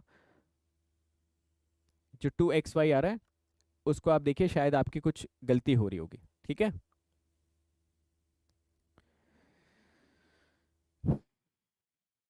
चलो सभी लोग जल्दी जल्दी कैलकुलेट करो यार, है ना, चेक करो। नहीं पूरा आंसर नहीं, पूरा आंसर तो आप सही बोल रहे हो, पूरा आंसर मैं सिर्फ इसका पूछ रहा हूँ, इसका, है ना। अगर आप पूरा आंसर बता रहे हो तो फिर आप ठीक बता रहे हो, अगर आप पूरा आंसर बता रहे हो ना 2xy, then it is fine. चलो ठीक है, मेरे ख्याल से सबने कैलकुलेट कर लिया। चलो अब देखो, इसको y के रिस्पेक्ट में आपको डिफरेंशिएट करना था, तो मुझे पता है कि यार x को तो बाहर ही ले लेते हैं ना, x को तो फिर क्यों ट्रीट करें, अगर y के रिस्पेक्ट में ही करना है तो ये हो जाएगा y ln xy। अब इसको दो अलग अलग फंक्शंस की तरह ट्रीट कर लो, इस y को अलग और इस ln xy को अलग, इसको सिंपली अलग अलग ट्रीट करो, ये होगा x। Del by del y आप करोगे तो y को मैं होल्ड कर लेता हूँ, यहाँ से देखो ln xy का हो जाएगा 1/xy, फिर ये अंदर का xy बचा रहेगा, इसको y के रिस्पेक्ट में आप करेंगे, ये बचेगा x प्लस ln y आप यहाँ पर लिखेंगे, y का डिफरेंशिएशन 1 हो जाएगा, so this expression becomes x into 1 plus ln y, है ना। ये आपको मिल जाएगा del z by del y। अब बताओ, ये del z by del y आपको मिला, तो यहाँ से आंसर क्या मिलना चाहिए, इसमें x मल्टीप्लाई करो, ये मिल जाएगा एक्स वाई ब्रैकेट में 1 plus ln x y, plus इसमें आप y मल्टीप्लाई करो, ये मिलेगा एक्स वाई ब्रैकेट में 1 प्लस ln एक्स वाई। तो ओवरऑल आंसर आपको क्या मिलेगा यहाँ से, 2xy ब्रैकेट में 1 प्लस ln xy। ये हमारा फाइनल आंसर होना चाहिए, जो कि मुझे लगता है कि हम सभी लोगों ने कैलकुलेट कर ही लिया होगा, ठीक है ना। ये फाइनल आंसर अपना आना चाहिए, ओके। आ रहा है सभी का ये फाइनल आंसर, बिल्कुल, है ना। तो ऐसे बहुत सारे क्वेश्चन बनते हैं, बट एग्जाम में मैंने बताया ना 25 साल में 25 क्वेश्चन ही पूछे गए, तो एग्जाम में बहुत ज़्यादा क्वेश्चन आते नहीं इस टॉपिक से, थोड़ा सा मतलब लीस्ट इंपॉर्टेंट टॉपिक है, समझ गए, बट छोटा टॉपिक है तो वाई टू लीव इट, है ना। अब जैसे ये क्वेश्चन गेट का ही क्वेश्चन है, अब ये गेट में पूछ लिया होगा किसी साल में, एक साल में, और ये तो मैं बोलूँगा कॉमन सेंस का क्वेश्चन है, बट अगेन ये क्वेश्चन भी सॉल्व करने के लिए थोड़ा सा जस्ट मैं आपको हिंट देता हूँ, फिर मैं एक मौका आपको दूंगा कि एक बार आप लोग ट्राई कर लो इस क्वेश्चन को। नहीं, अंडररेटेड तो उसको बोलते हैं जिसको कि जो कि उतना पढ़ाया नहीं जाता बट उससे क्वेश्चन आते हैं, जैसे कि डबल ट्रिपल इंटीग्रेशन, एक क्लास में टीचर निपटा देता है मगर उससे क्वेश्चन बहुत आते हैं, ठीक है ना। चलो पहले मैं एक चीज़ बता देता हूँ, फिर आप लोग मुझे बताना, ठीक है। मुझे बताइए, अगर मैं आपसे पूछूं D by d x x की पावर n, तो क्या आप मुझे बता सकते थे ये आपको मिलता है n एक्स की पावर n माइनस वन। मज़े की बात यहाँ पर ये है कि अगर आप देखें तो x यहाँ पर क्या है, वेरिएबल, और n यहाँ पर क्या है, कांस्टेंट, है ना। सही बात, ये वेरिएबल और ये जो n आपको दिख रहा है ये आपको दिख रहा है कांस्टेंट। करेक्ट। चलो अब दूसरा देखना, अगर मैं आपसे पूछूं what is d by d x a की पावर x, तो आप बोलोगे a की power x ln a, ln का मतलब log बेस ही, बट यहाँ पर नोटिस करना कि a आपका कांस्टेंट है और x वेरिएबल है। ये दो हिंट के साथ ये क्वेश्चन करने के लिए मैं आपको 120 सेकंड का टाइम भी देता हूँ। तो 120 सेकंड में बस आप लोग इस क्वेश्चन को ट्राई करो, मुझे सही आंसर की एक्सपेक्टेशन नहीं है, बस मैं चाहता हूँ कि एक बार आप लोग खुद से समझने की कोशिश करो कि कब x को वेरिएबल लेना है, कब y को वेरिएबल लेना है, कब क्या करना है क्या नहीं करना है, एंड सो ऑन। ठीक है, चलो ट्राई करो। टाइमर मैं चला देता हूँ 120 सेकंड का, जिनका आंसर आ जाएगा बस वो डन कर देंगे, आंसर लिखने की नीड नहीं है। ठीक है, चैट बॉक्स में आंसर लिखने की नीड नहीं है। ओके, चलो 120 सेकंड का टाइम है। आपके सामने दोनों चीजें लिखी हुई हैं कि जब वेरिएबल की पावर कांस्टेंट होगा तो क्या लिखना है, कांस्टेंट की पावर वेरिएबल होगा तो डिफरेंशिएशन क्या लिखना है। और आपको ये बोला गया है del two f upon del x del y, तो इस फंक्शन का एक बार एक्स के रिस्पेक्ट में करना है और जो आंसर आ जाएगा फिर उसका वाई के रिस्पेक्ट में करना है। काइंडली काइंड ऑफ ऐसा कुछ है ना, बोलो। चलो ट्राई करो भाई।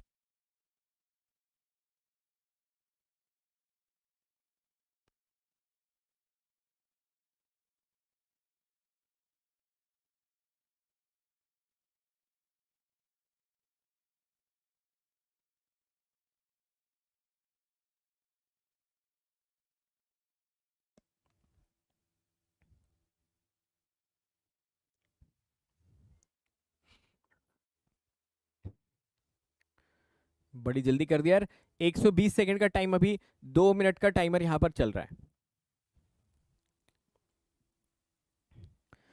2 मिनट का टाइमर अभी आप लोगों के लिए चल रहा है।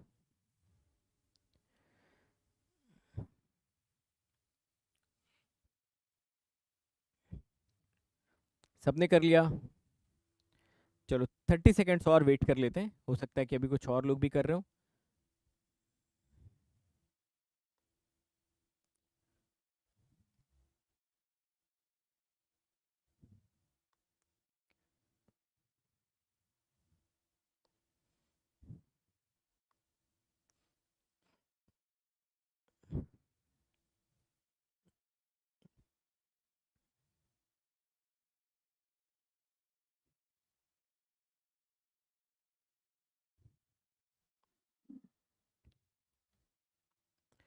चलिए टाइम अप, सॉल्व करते हैं इस क्वेश्चन को। अब ध्यान से देखिएगा सभी लोग, मान लीजिए कि मैं सबसे पहले del z by del x करना चाहता, तो ये होता डेल जेड बाई,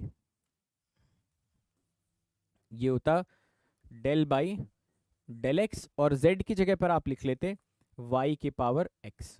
ठीक है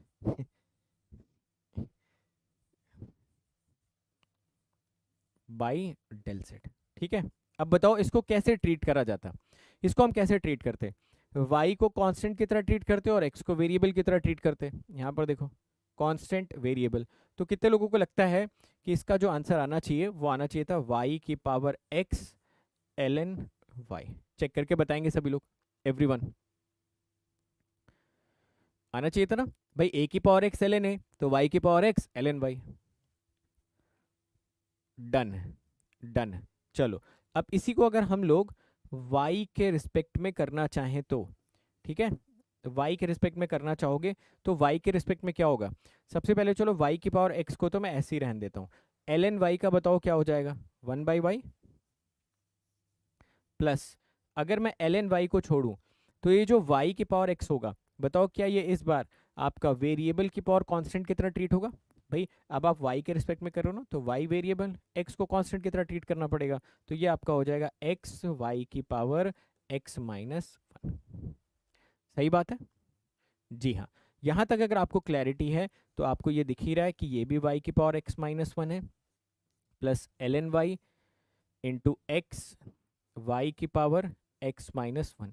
यहाँ से अगर मैं y की power x minus one constant ले लूँ तो ये मिलेगा x ln y plus one. पहले तो बताओ ये आंसर कितने लोगों का आया था, बाकी इसमें तो वैल्यू तो हम बाद में रखेंगे जो भी हमें वैल्यूज वगैरह पुट करनी, but how many of you have got the same answer which is written here, बोलो।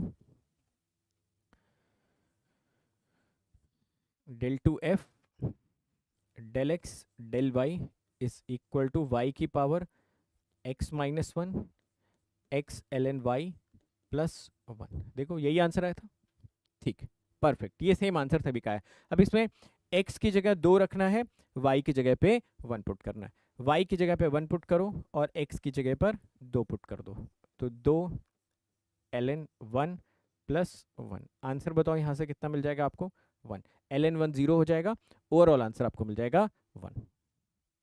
कितने लोगों का 1 आया आंसर, आया?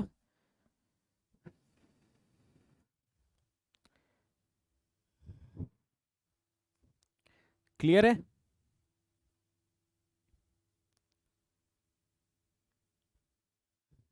पहले y के रिस्पेक्ट में भी कर सकते हो, है ना, आपकी मर्जी है। आप चाहो तो पहले y के रिस्पेक्ट में कर लो, फिर x के रिस्पेक्ट में कर दो, कोई प्रॉब्लम नहीं, आंसर तब भी सेम आएगा।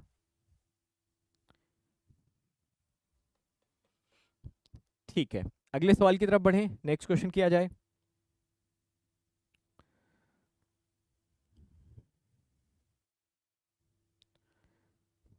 हाँ, यहाँ पर x कर लो।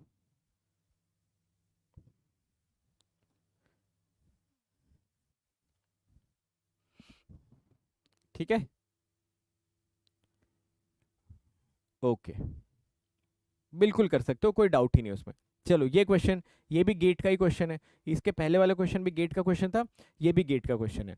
इसमें आपको दिया गया f of x comma y comma z equal to 1 upon under root x square plus y square plus z square. आपसे पूछा गया है del two f upon del x square, del two f upon del y square, del two f upon del z square. यानी कि इस function को 2 बार x के रिस्पेक्ट में पार्शियल लेना है, 2 बार वाई के रिस्पेक्ट में पार्शियल, 2 बार जेड के रिस्पेक्ट में पार्शियल, तीनों को जोड़ना है। ठीक है, एक एक करके किया जाए, आइए एक एक करके करते हैं। ठीक है, सबसे पहले अपना यहाँ पर फंक्शन लिख लेते हैं साइड में और आराम से इसकी कैलकुलेशन करते हैं। एफ एक्स आपको मिल जाएगा 1 upon under root x square plus y square plus z square. ठीक है, चलो अगर इसको हम del f by del x लिखें तो ऑब्वियसली इसको आप ऐसा लिख सकते थे ना, x square plus y square plus z square इसकी पावर माइनस 1/2। तो ये होगा माइनस 1/2 एक्स स्क्वायर। पेशेंटली करना, मैंने बताया ना, पेशेंस की बस इसमें नीड है और इसमें कुछ भी नहीं है, माइनस 3/2। फिर x square plus y square plus z square का करोगे, वाई स्क्वायर तो 0 हो जाएगा, जेड स्क्वायर तो 0 हो जाएगा, एक्स स्क्वायर आपका बचेगा 2x, है ना। जरा देखिए, ये 2 और 2 कैंसिल हो जाएगा और आपके पास एक बड़ा सिंपल सा एक्सप्रेशन आएगा del f by del x का, जिसको कि एक बार आपको और एक्स के रिस्पेक्ट में डिफ्रेंशिएट करना है। ये होगा minus x x square plus y square plus z square इसकी पावर माइनस 3/2। यहाँ तक एक बार आप लोग कंफर्म करिए, फिर इसके आगे की कहानी डिस्कस करते हैं। ठीक है,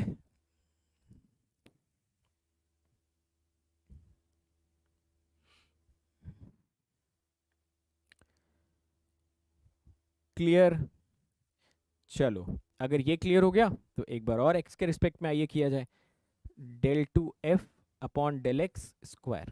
इसको अगर आप करोगे del two f upon del x square तो देखो, सबसे पहले तो ये जो आपका माइनस है ना, इस माइनस को मैं बाहर लिख लेता हूँ, ये अननेसेसरी की प्रॉब्लम क्रिएट करेगा, तो मैंने इसको माइनस को बाहर लिख दिया। अब अगर मैं सबसे पहले x square plus y square plus z square इसकी पावर जो -3/2 है, इसको मैं होल्ड कर लूँ और इस एक्स को करूँ तब तो 1 मिल जाएगा। प्लस अगर मैं इस x को होल्ड करना चाहूँ तो देखो मुझे क्या मिलेगा, -3/2 x x square plus y square plus z square और इसकी पावर -5/2। एक बार ये चीज़ भी आप लोग कंफर्म करिए, है ना। देखो x square plus y square plus z square की पावर -3/2 और एक्स का करोगे तो 1, और अगर मैं इस एक्स को होल्ड कर लूँ तो ये -3/2 आपका बाहर आ जाएगा, x square plus y square plus z square, उसमें से -1 सब्ट्रैक्ट हो जाएगा। इस वजह से ये माइनस मैंने पहले ही बाहर रख दिया था, सो दैट बाद में कन्फ्यूजन नहीं हो। एक एक स्टेप को पेशेंटली बस करते जाओगे, अपने आप चीज़ें होती जाएंगी। ठीक है, चलो अब मुझे बताओ, यहाँ पर जो आपका एक्स स्क्वायर बचा था उसको भी तो आप डिफ्रेंशिएट करोगे ना। ये आपके पास ओवरऑल एक्सप्रेशन बचेगा। हाँ, मल्टीप्लाइड बाई 2x तो आएगा ही आएगा, उसमें तो कोई डाउट ही नहीं। क्लियर?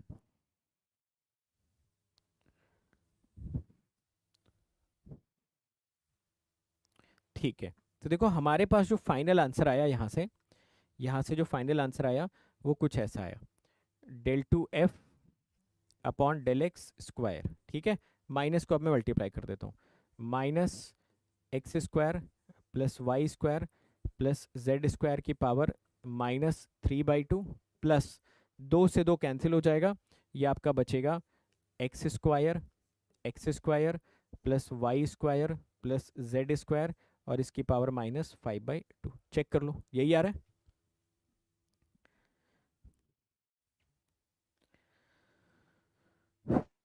थ्री हो जाएगा ना, 3x स्क्वायर।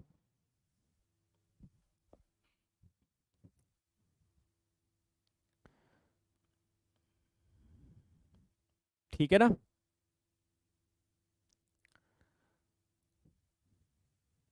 बिल्कुल ठीक है। चलो, तो एक मैंने कैलकुलेट कर दिया है, बाकी तीनों आप खुद से, बाकी दोनों आप खुद से कैलकुलेट करेंगे। ठीक है, उनका पैटर्न मैं आपको समझा देता हूँ।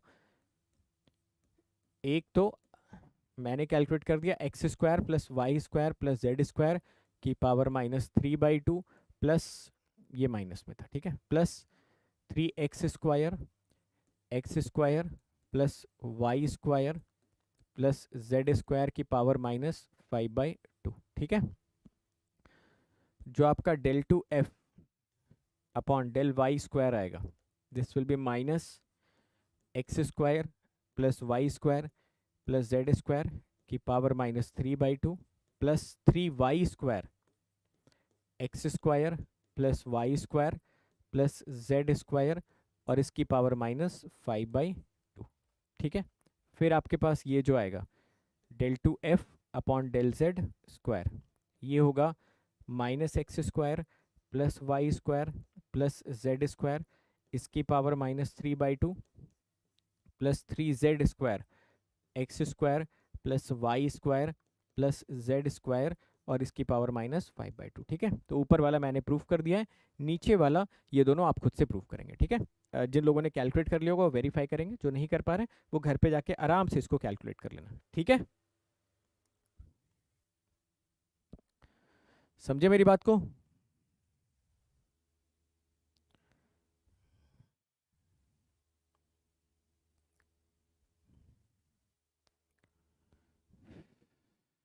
परफेक्ट। अब देखो इन तीनों को जोड़ते हैं। ठीक है, इनको जोड़ने के बाद देखते हैं कि हमको क्या आंसर मिल सकता है।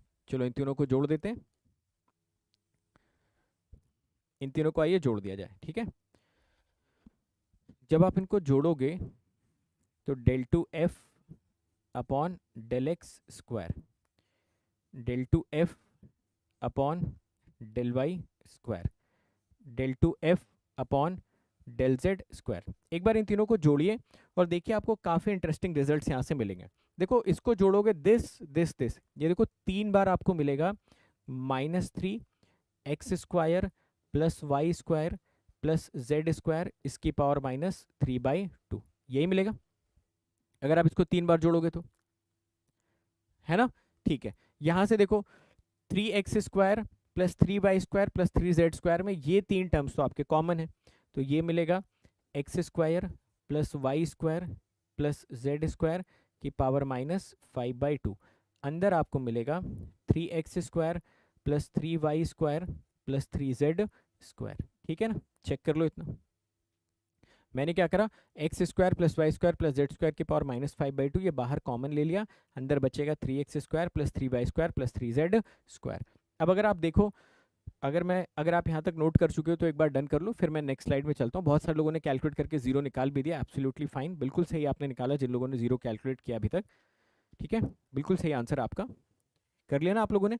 ठीक है, तो अब अगर आप यहाँ से नोटिस करो ना, तो जो आपका del two f upon del x square है plus del two f plus del y square है, del two f upon del z square है, वो आपको देखो यहाँ से तो मिल रहा है ना, minus three times x square plus y. अब देखो ये भी गेट का क्वेश्चन है, ठीक है, बस टाइम टेकिंग है, तो इसमें और कुछ भी होता ही नहीं है पहली चीज़ तो।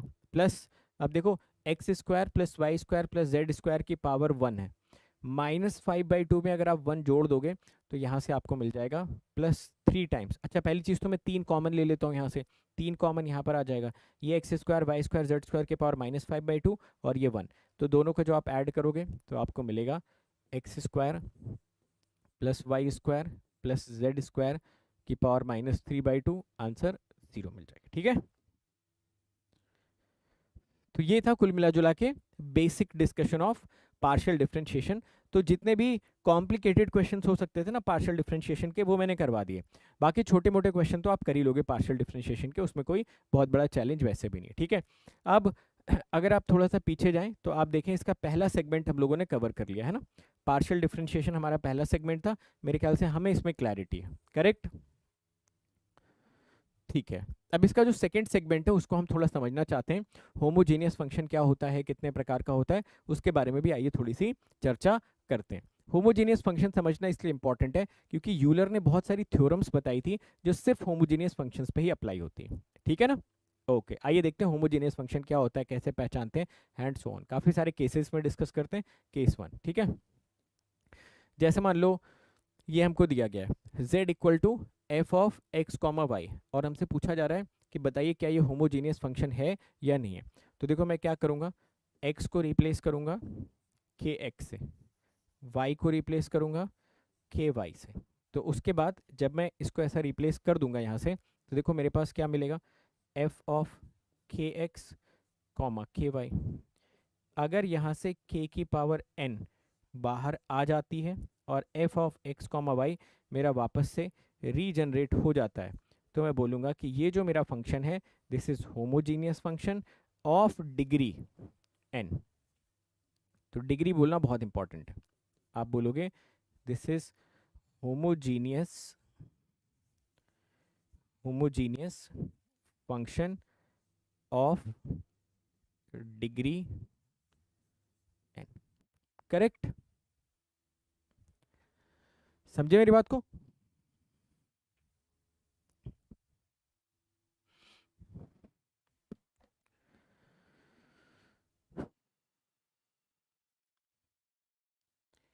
ठीक है, मेरे ख्याल से ये बात काफ़ी अच्छे तरीके से क्लियर है हम लोगों के लिए। ओके, आइए ज़रा एक छोटा सा क्वेश्चन करते हैं, तो थोड़ा सा आपको और क्लैरिटी मिलनी चाहिए। ये लीजिए, ठीक है, एक फंक्शन दिया गया है z इक्वल टू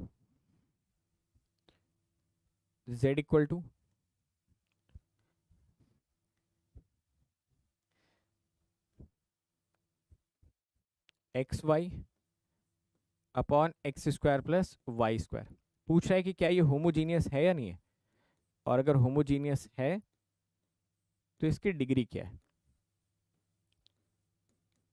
ठीक है, ये पूछ रहा है, तो हमारे पास एक बड़ा सिंपल सा तरीका है, हम बोलेंगे भाई x को के एक्स रख देते हैं, ठीक है, y को के वाई रख देते हैं, यहाँ पर भी x को के एक्स रख देते हैं और y को के वाई रख देते हैं। तो यहाँ से मुझे मिला के स्क्वायर एक्स वाई और नीचे से के स्क्वायर कॉमन मिल गया, ये बचा x square plus y square, यानी कि यहाँ से मिला के की power 0 x y upon x square plus y square, k square cancel हो गया था, तो ये मिला मुझे के की पावर 0 जेड। तो मैं बोल सकता था कि yes this is homogeneous function, और इसकी डिग्री कितनी हो जाती, डिग्री इसकी कितनी हो जाती, 0, होमोजीनियस फंक्शन ऑफ डिग्री 0। ठीक है।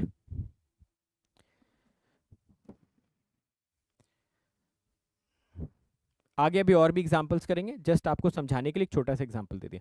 कुछ भी नहीं करना, जहां भी पूछा जाए होमोजीनियस तो वहां पर आप x की जगह पे kx कर दीजिए, y की जगह पे ky पुट कर दीजिए, और देखिए कि क्या आपका ये पूरा का पूरा फंक्शन रीजनरेट हो पा रहा है कि नहीं हो पा रहा है, जो आपने यहाँ पर z लिखा हुआ था। बस बाहर k की पावर n आना चाहिए। कुछ लोगों का यहाँ पर सवाल आता है कि सर जो आप ये n लिख रहे हो, ये n क्या होना चाहिए, what should be this n, क्या ये n इंटीजर होना चाहिए, ये n क्या होना चाहिए। तो सबसे पहली चीज़ मैं आपको बता दूं कि n पे कोई रिस्ट्रिक्शन नहीं। n आपका पॉजिटिव हो सकता है, नेगेटिव हो सकता है, जीरो हो सकता है, इंटीजर हो सकता है, फ्रैक्शन हो सकता है, कुछ भी हो सकता है। समझे मेरी बात को? तो n पे कोई रिस्ट्रिक्शन नहीं। n आप जीरो आता है जीरो ले लो, -1/2 आता है -1/2 ले लो, +1/3 आता है +1/3 ले लो, 1 आता है 1 ले लो, तो 2 आता है 2 ले लो, 3 आता है 3 ले लो, कुछ भी हो सकता है। n पे कोई रिस्ट्रिक्शन ही नहीं। ओके, आगे अभी एक नोट करके लिखवाऊंगा अभी, तो जस्ट आपको यहाँ पे बता दे रहा हूँ। समझे मेरी बात को? नहीं, इमेजिनरी नहीं हो सकता।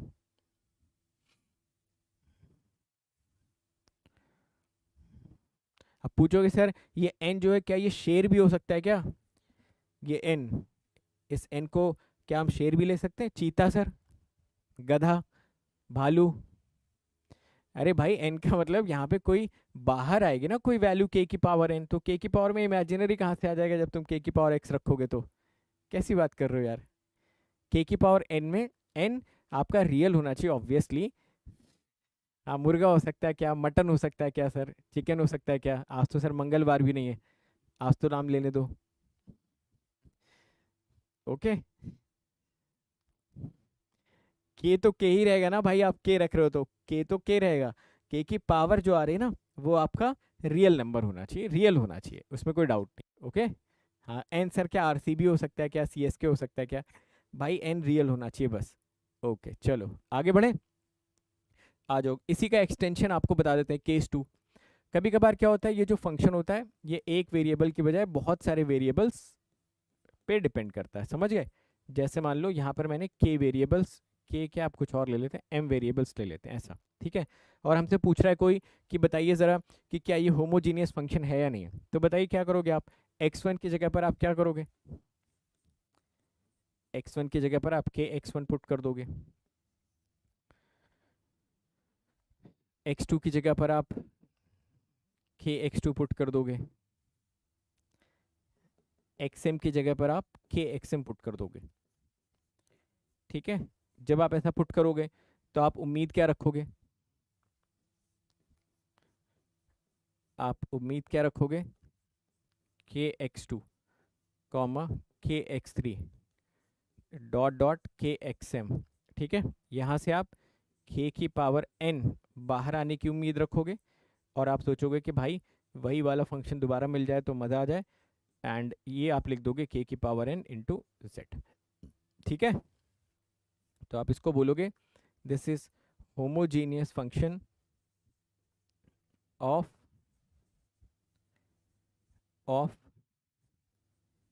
डिग्री n, ठीक है। जैसे आप वहां पे करते थे बिल्कुल सेम चीज़ इस बार आप एक्सटेंड कर देना, ठीक है। एक एग्जांपल इसका भी करवा देता हूँ, तो पहले आप इसको नोट कर लो, फिर एक एग्जांपल इसका करवाता हूँ, ठीक है।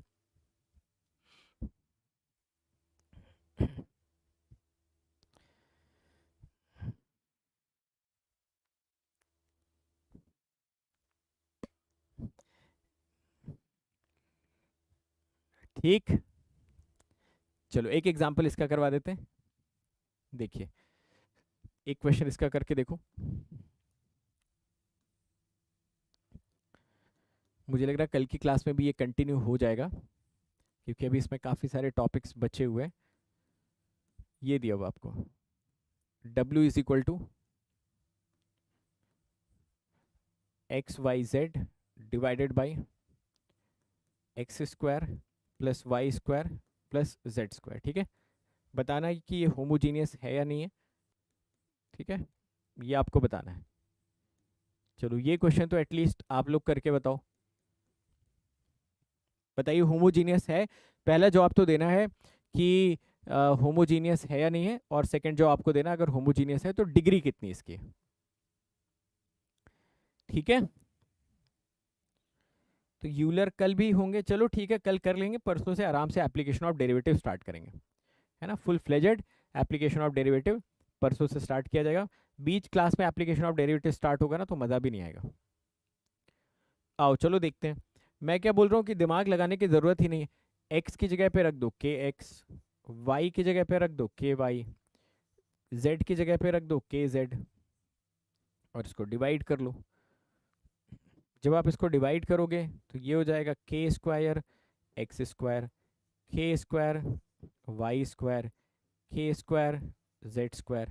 सब कुछ कॉमन वामन लेके बाहर बचेगा के, अंदर आपको मिल जाएगा x y z divided by x square plus y square plus z square.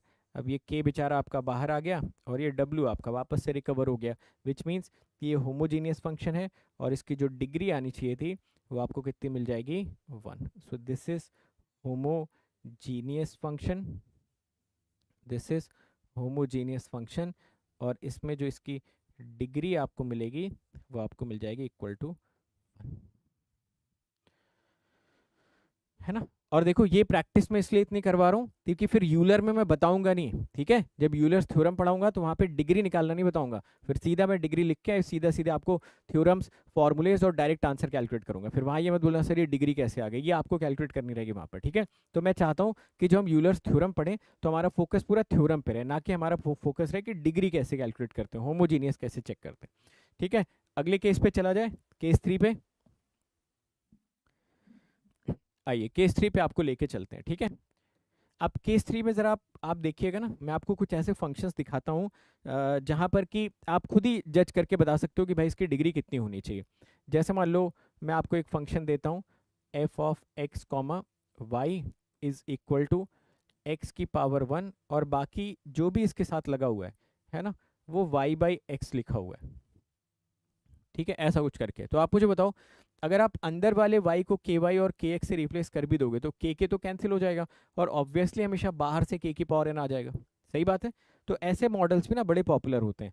जैसे अगर मैं आपको दूं z is equal to f of x comma y is equal to x की पावर n और ये g आपका हो जाएगा x बाई वाई, या फिर मैं आपको दे दूं z is equal to f of x comma y is equal to y की पावर n, और यहाँ पर कोई भी फंक्शन ले लो y बाई एक्स का, ठीक है।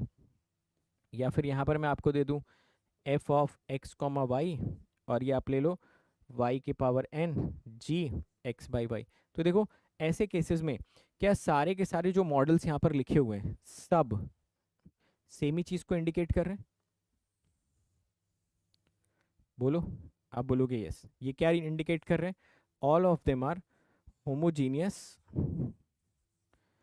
all of them are homogeneous function of degree n, ठीक है। सारे के सारे होमोजीनियस फंक्शन है और सबकी डिग्री कितनी है n है। ये मॉडल में जनरली गलती हो जाती है, जनरली हम लोग मिस आउट कर जाते हैं, बट याद रखिएगा कहीं पर भी अगर कोई y बाई एक्स का कंप्लीट फंक्शन है या x बाई वाई का कंप्लीट फंक्शन है तो वहाँ से हमेशा आप होमोजिनिटी तो जस्टिफाई कर ही सकते हो। हाँ, अब बाहर x बाई एन है तो इस वजह से इसकी डिग्री n हो गई, डिग्री n हो गई। अगर ये x बाई एन नहीं होता तो ये भी अपने आप में होमोजीनियस होता है डिग्री 0 के साथ, ये भी होमोजीनियस है डिग्री 0 के साथ, एंड सो ऑन, ठीक है।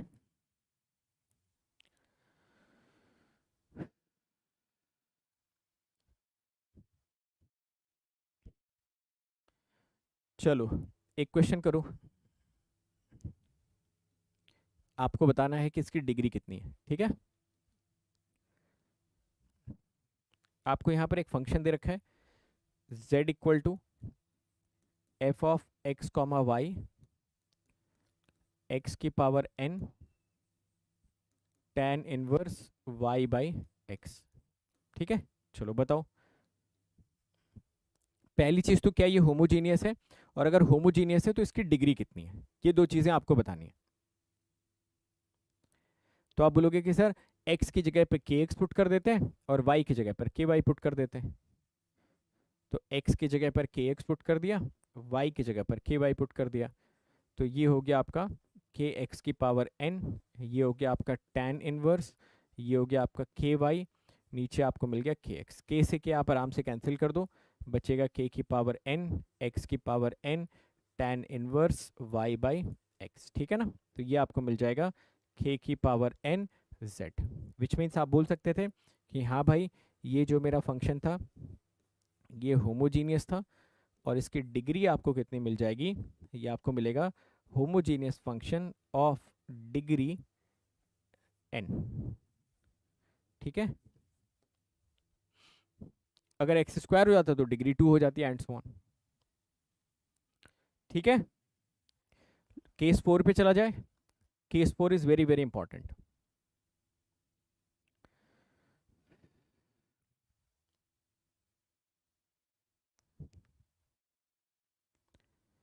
चलो केस 4 पे चलते हैं। केस 4 में देखो कभी कभी क्या होगा ना, आपको ऐसा दिया रहेगा, केस 4 में आपको ऐसा दिया रहेगा z equal to f of x comma y, ठीक है।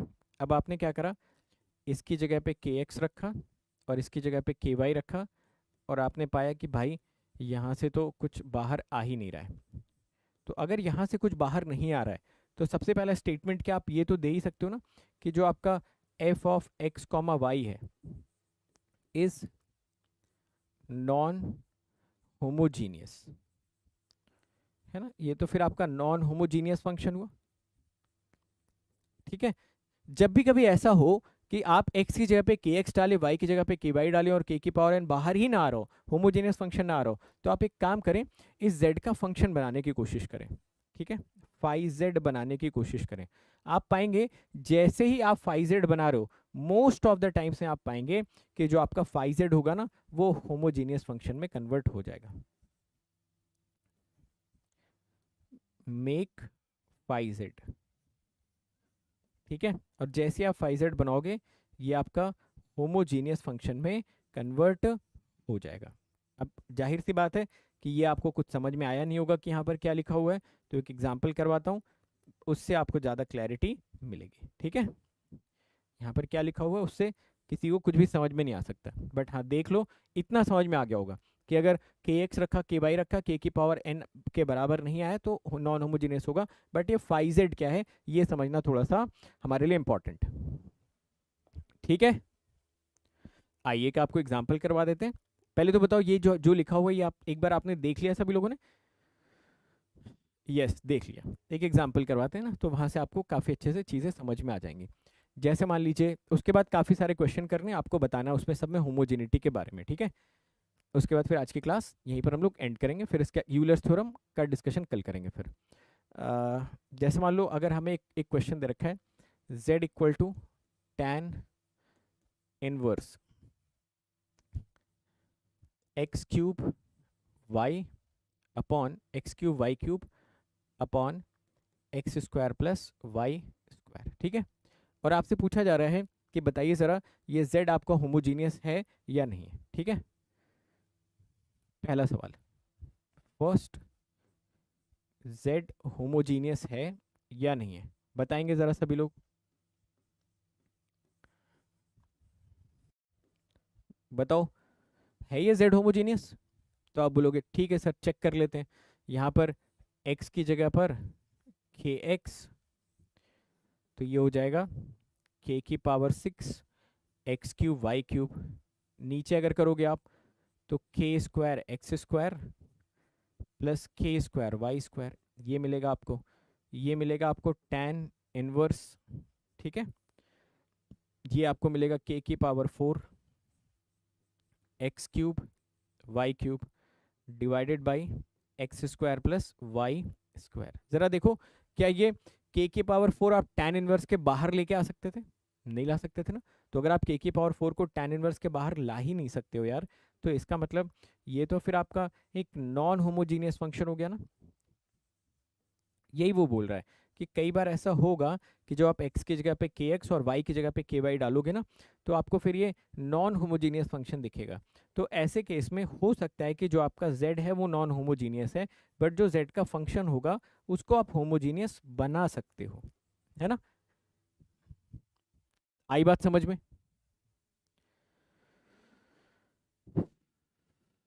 पहले तो बताओ इतनी बात समझ में आई? ठीक है, अब देखो मैं क्या करता हूँ, यहाँ से ना z का फंक्शन बना लेता हूँ। z का फंक्शन का मतलब ये tan इनवर्स उठा के इधर लेके आ जाऊंगा। तो बताओ ये जो z है ये तो z का फंक्शन बन गया ना। यानी कि अगर कोई यहाँ से फाई z निकालना चाहे तो क्या फाई z जो है हमारा ये, जिसको कि आप tan z बोलना चाहते हो, which is x cube y cube upon x square plus y square. अब बताओ z भले ही नॉन होमोजीनियस फंक्शन था बट जो फाई z है वो तो होमोजीनियस है ना, और उसकी डिग्री भी हर कोई बता सकता है। या आप बोलोगे कि दिस इज होमोजीनियस फंक्शन और इसकी डिग्री आपको कितनी मिल जाएगी, बोलो। Homogeneous function of degree 4। कुछ बात समझ में आई? तो ये चार मॉडल्स होते हैं होमोजेनिटी के। z equal to f of x comma y, जिसमें दो वेरिएबल है। सेकेंड केस में दो से ज़्यादा वेरिएबल्स हैं। थर्ड केस में वो x by y y by x वाला फॉर्मेट। और फोर्थ केस में जहाँ पर z आपका होमोजीनियस नहीं होगा बट उसका फंक्शन होमोजीनियस हो जाएगा, है ना। तो ये चार केसेस हमको क्लियर होने चाहिए। अब फटाफट कुछ क्वेश्चंस कर लें, सारे क्वेश्चन आपको करने हैं, ठीक है। रेडी हो सभी लोग क्वेश्चन करने के लिए? अच्छा हाँ, एन पे जो मैं नोट बोल रहा था आपको, ये देख लो, एन कुछ भी हो सकता है भाई, ठीक है। कुछ भी का मतलब n belongs to real. Real value आपकी एन की होनी चाहिए। और फिर आप पॉजिटिव इंटीजर लो, नेगेटिव इंटीजर लो, पॉजिटिव फ्रैक्शन लो, नेगेटिव फ्रैक्शन लो, जीरो ले लो, कुछ भी ले लो, एन पे कोई रिस्ट्रिक्शन नहीं, बस रियल होना चाहिए, दैट्स इट। ठीक है, ओके चलो अब क्वेश्चन करो। पहला क्वेश्चन, आपको बताना है हर क्वेश्चन में होमोजीनियस है कि नहीं है, और है तो डिग्री कितनी है। 60 सेकंड का टाइम हर क्वेश्चन में मिलेगा, ठीक है। हर क्वेश्चन में 60 सेकंड्स का टाइम मिलेगा।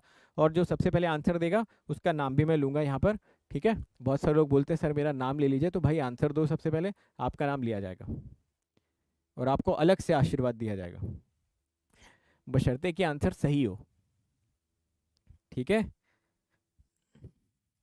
तो दोनों चीज़ें बतानी है, होमोजीनियस है कि नहीं है, और अगर है तो डिग्री क्या है भाई साहब, दोनों चीज़ें बतानी है।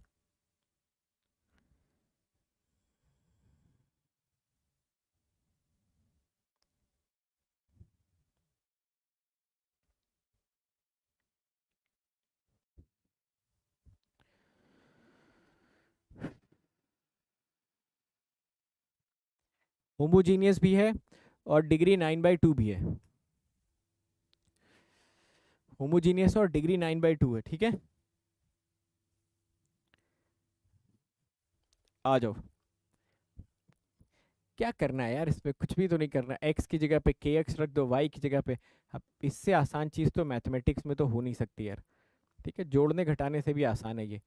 के की पावर 5 माइनस के की power 5 divided by under root k x plus under root k y, ठीक है। तो ये आपका के की पावर 5 यहाँ से कॉमन आ गया, बचा एक्स की पावर 5 माइनस वाई की power 5 divided by under root k common आ गया, ये बचेगा under root x plus under root y. K की पावर 5 माइनस 1/2, के अंडर रूट के का मतलब के की पावर 1/2, ऊपर ले जाके आप घटा दो। ये आपका f of x comma y बना हुआ यहाँ पर, ये बचेगा के की power 9/2 f of x comma y.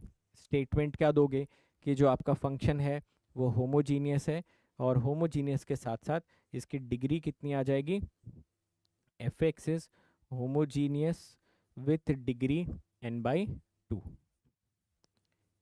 ठीक है, विथ डिग्री 9/2, ठीक है। अगला सवाल, नेक्स्ट क्वेश्चन। अगला सवाल आपकी स्क्रीन पे ये रहा। 60 सेकंड का आपको टाइम मिलेगा। आ जाओ भाई, टाइमर आ गया। चलो 60 सेकंड के अंदर अंदर सॉल्व करो इसको। आज होमोजीनियस निपटा लो, ठीक है। आज होमोजीनियस अच्छे से निपटा लो और अच्छे से प्रैक्टिस करके आना, तो कल यूलर्स थ्योरम में ना बहुत मजा आएगा फिर आपको, ठीक है। यूलर्स थ्योरम के क्वेश्चन फटाफट लगेंगे सारे के सारे। 60 सेकंड का वक्त आप सभी के पास है, सभी लोग आंसर देंगे, ठीक है। तो सबसे पहले इसका आंसर दिया है राहुल कुमार जी ने, बोल रहे हैं होमोजीनियस है और इसकी डिग्री 2 है।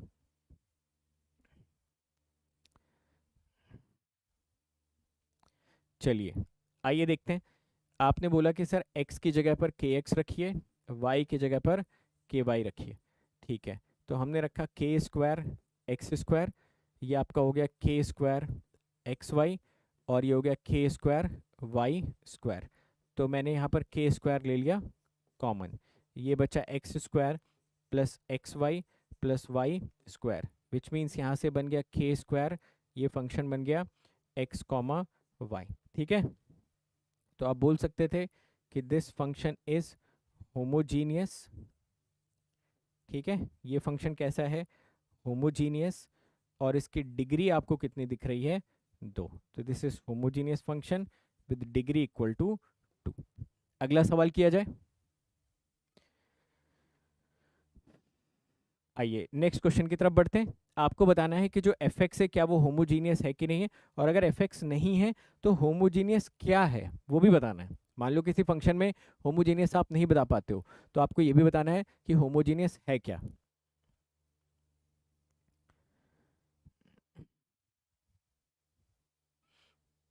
चलो भाई साहब बताओ इसका आंसर।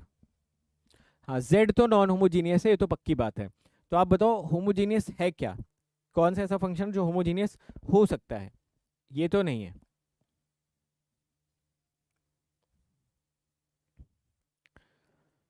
ये तो साफ साफ दिख रहा है कि नहीं है, मैं पूछ रहा हूँ कौन सा है, ये तो बताओ। बहुत ही बढ़िया। अंकित जी बोल रहे हैं कि सर ई की पावर जेड जो है ना, ई की पावर जेड आपका होमोजीनियस हो जाएगा, और उसकी डिग्री भी तो बताओ भाई। हाँ, अमन बोल रहे हैं कि सर एफ जेड जो है होमोजीनियस हो जाएगा और उसकी डिग्री आप 3 ले लीजिए। बिल्कुल सही बात है, बिल्कुल सही बात है। F Z equal to e की पावर जेड होमोजीनियस हो जाएगा, और उसकी डिग्री कितनी हो जाएगी, 3 हो जाएगी। बहुत ही बढ़िया, ठीक है। चलो देखो, तो यहाँ से तो साफ साफ दिख रहा है कि अगर हम के एक्स और के वाई बाई द वे रख भी दें तो कुछ खास भला होने वाला है नहीं, ठीक है। यहाँ से k की पावर 4 कॉमन आ जाएगा, x की पावर 4 प्लस y की पावर 4, और नीचे से k कॉमन आ जाएगा, x माइनस वाई। ओके, तो आप ये लिख सकते थे ln, ये मिलेगा आपको k क्यूब x की पावर 4 प्लस y की power 4 divided by x minus y, ठीक है, ये मिलेगा, which is obviously not equal to k cube f of x comma y. तो इस पे तो हमारा बहुत क्लियर स्टैंड है कि जो ये फंक्शन है z equal to f of x comma y, ये तो नॉन होमोजीनियस है, ठीक है। इस पे स्टैंड बहुत क्लियर है कि ये नॉन होमोजीनियस है, ठीक है। तो होमोजीनियस क्या हो सकता है उस पर चर्चा करनी चाहिए। तो होमोजीनियस आपका होगा, एल को इधर लेके आओ, फाई जेड बना लो, phi z equal to e की पावर जेड, ई की power z equal to x की पावर 4 प्लस वाई की power 4 upon x minus y. यहाँ से ये जो फंक्शन आपको मिलेगा, यहाँ से ये जो फंक्शन आपको मिलेगा, this will be a homogeneous function, और इसकी डिग्री कितनी आ जाएगी, homogeneous function and with degree equal to 3, with degree equal to 3,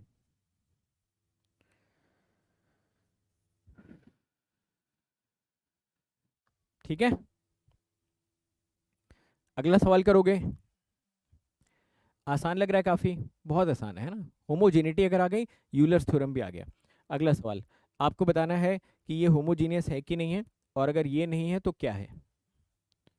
चलो 60 सेकंड का टाइम है, फटाफट बता दो यार, बिल्कुल भी टाइम वेस्ट मत करो।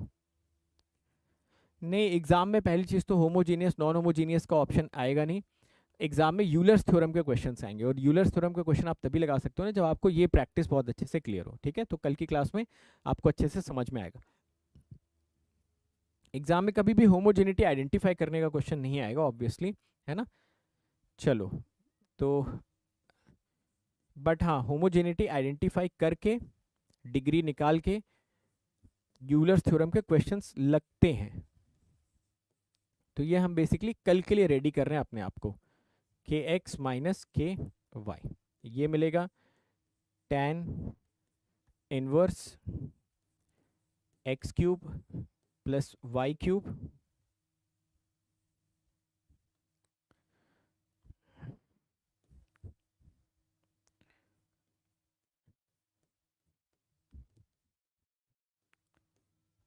Upon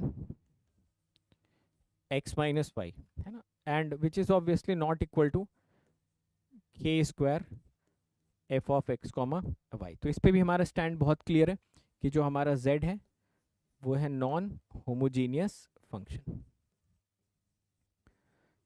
non homogeneous function. तो यहाँ से फाई जेड बना लो, फाई जेड आपको मिल जाएगा tan z x cube plus y cube upon x minus y, ये मिल जाएगा। तो ये आपका होमोजीनियस है, उसकी डिग्री कितनी मिल जाएगी आपको 2। Homogeneous function with degree equal to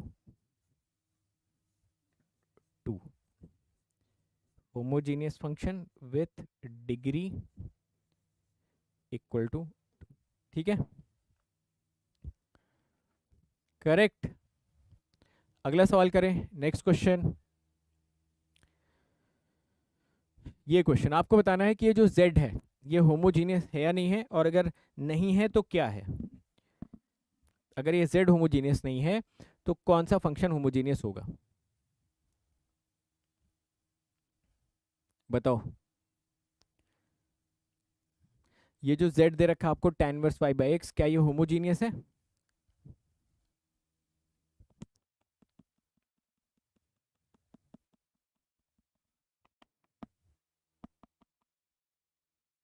ये होमोजीनियस नहीं है ये z होमोजीनियस नहीं है।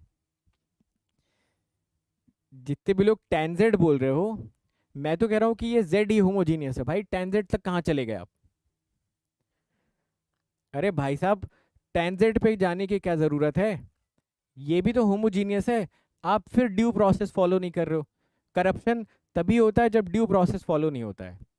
आप ड्यू प्रोसेस फॉलो नहीं कर रहे हैं। ड्यू प्रोसेस क्या है? ड्यू प्रोसेस है कि भाई जो फंक्शन दिया है उसमें x की जगह पे kx रखो, y की जगह पर ky रखो। तो हमने x की जगह पे kx और y की जगह पर ky रखा, ये y और x निपट गए। यही क्वेश्चन अभी थोड़ी देर पहले स्टार्टिंग में भी करवाया था। ये मिल गया y by x which is equal to k की पावर 0 z। तो है तो सही z आपका होमोजीनियस फंक्शन। tan z तक कहाँ पहुँच गए आप? z is homogeneous function with degree इसकी कितनी है 0। तो ऐसे क्वेश्चंस में थोड़ा सावधान रहें।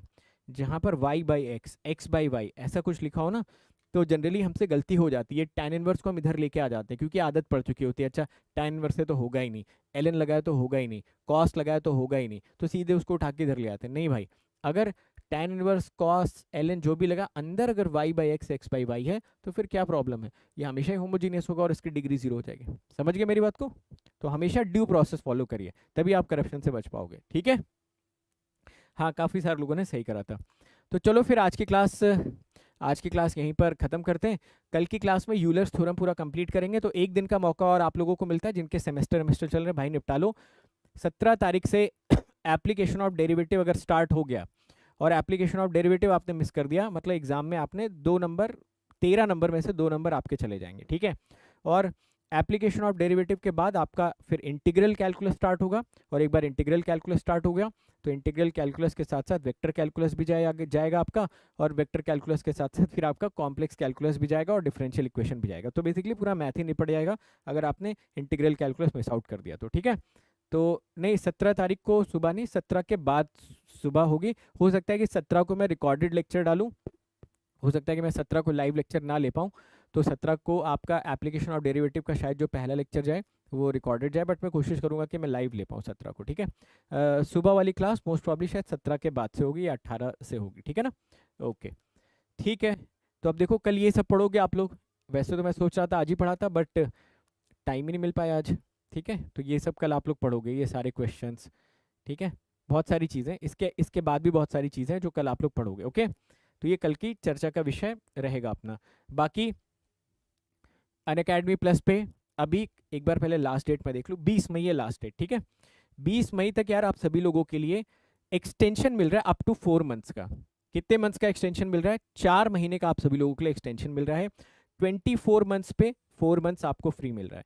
12 मंथ्स पे 3 मंथ्स फ्री मिल रहा है, और जो लोग 9 मंथ्स का सब्सक्रिप्शन ले रहे हैं उनके लिए 2 मंथ्स फ्री मिल रहा है। मतलब गेट प्लस सीएससी दोनों आप इसमें टारगेट कर सकते हो, ठीक है ना। अभी अगर आप 9 मंथ्स के लिए टारगेट कर रहे हो तो 38 के आपको पे करने की नीड है। अगर आप 12 मंथ्स के लिए टारगेट कर रहे हो तो 43 पे करने की नीड है। कोड आपको लगाना है विशाल गेट, ठीक है, कोई स्पेस नहीं है, कुछ नहीं, ये कोड आपको लगाना है। ये कोड देखो किन किन चीज़ों के लिए आपको इनेबल करेगा। सबसे पहली चीज़ मेरी पर्सनल गाइडेंस, दूसरी चीज़ आपको एक ग्रुप मिलेगा जहाँ पे बहुत सारे मेंटोर्स होंगे जो आपके सारे डाउट्स को क्लियर करेंगे। मैं बार बार आप लोगों को बोलता हूँ ना, आपका 1 साल बहुत ज़्यादा इंपॉर्टेंट है। 1 साल में फर्स्ट अटेम्प्ट में बेस्ट शॉट देकर रैंक क्लियर करिए। वो तभी हो सकता है जो आपके डाउट्स रेगुलर बेसिस पे क्लियर हो रहे हो, और वो डाउट्स क्लियर करने का कोई टाइम नहीं हो। 24/7 अगर आपके डाउट्स क्लियर हो रहे हैं तो कहीं ना कहीं आपकी जो प्रोग्रेस होती है ना वो बहुत अच्छी हो जाती है। तो वो डाउट क्लियरिंग की जिम्मेदारी मेरी होती है। साथ के साथ मान लीजिए कि आपको कोई टेक्निकल क्वेरी है, कोई इमोशनल क्वेरी है, कोई आप प्लान डिस्कस करना चाहते हो, कोई स्ट्रैटेजी डिस्कस करना चाहते हो, तो पूरा पर्सनल गाइडेंस प्रोग्राम स्टार्ट हो जाता है जैसे ये कोड लगा के आप प्लस पे एंटर कर जाते हो। तो याद रखना, ये कोड लगा के आपको प्लस पे एंटर करना है। साथ के साथ अनलिमिटेड एक्सेस मिलता है आपको सारे बैचेस का, ठीक है।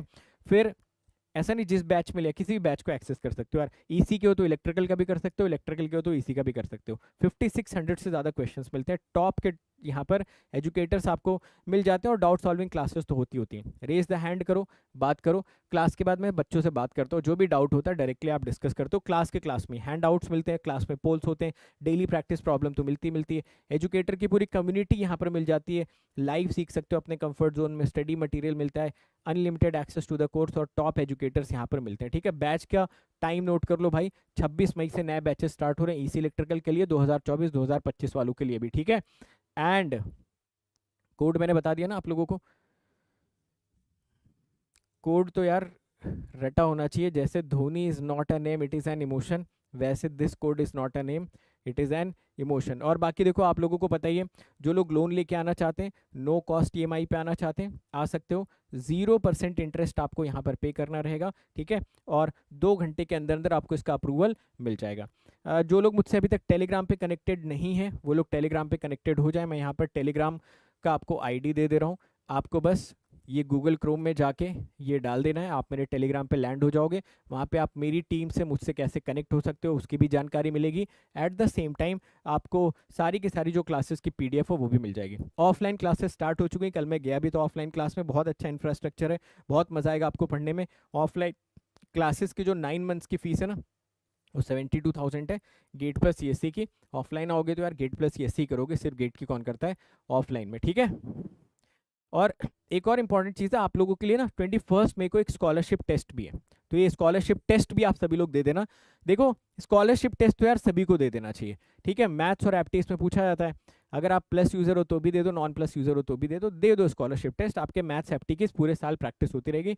तो अगला जो संडे है 12 तारीख को दे देना यहाँ पर भी अगर बाय द वे आपसे कोई इन्वाइट कोड मांगता है तो आपको मेरा ही इन्वाइट कोड यहाँ पे लगा के एंटर कर लेना चाहिए। बाकी यार इस पर ना अप टू 100% स्कॉलरशिप मिलती है। बहुत सारे बच्चे हर टेस्ट में 100% स्कॉलरशिप लेके अनअकैडमी प्लस पे एंटर कर जाते हैं, ठीक है। तो thank you so much everyone. जाते जाते एक दो बातें आप लोगों से कहना चाहता हूँ कि देखिए, हम सभी को किसी ना किसी चीज़ का रिग्रेट होता है। आप अगर खुद से बैठ के कभी बात करेंगे, बहुत कम लोग खुद से बातें करते हैं, अगर आप कभी खुद से बैठ के बातें करेंगे ना तो आपको समझ में आएगा कि यार आपकी ज़िंदगी में ना कुछ कुछ रिग्रेट्स रह गए हैं। आपकी ज़िंदगी में कुछ कुछ ऐसी चीज़ें रह गई हैं जो आप कर सकते थे बट कर नहीं पाए। तो आपको ना कभी कभी खुद से अकेले में बैठ के बातें करनी चाहिए कि यार मैं क्या करना चाहता हूँ, मैं क्या अचीव करना चाहता हूँ लाइफ में, और उसके लिए मैं अपने अंदर और कौन सी काबिलियत को डेवलप करूँ। तो अगर आज के बाद आप अपनी रिग्रेट स्टोरी को हटाना चाहते हैं, अपने काश को शाबाश में बदलना चाहते हैं, तो उसके लिए सिर्फ और सिर्फ एक ही चीज़ नीडेड होती है, और वो होती है कंटिन्यूअस सस्टेनेबल एफर्ट। जो इंसान किसी भी चीज़ में कंटिन्यूअस और सस्टेनेबल एफर्ट डालता रहता है वो एक ना एक दिन सफल ज़रूर होता है। तो आप सभी लोग मुझसे वादा करिए कि आज के बाद आप सभी लोग अपने काश को किस में बदलोगे, शाबाश में बदलना है। ये नहीं बोलना है कि यार काश ऐसा हो जाता, काश से कुछ नहीं होता है।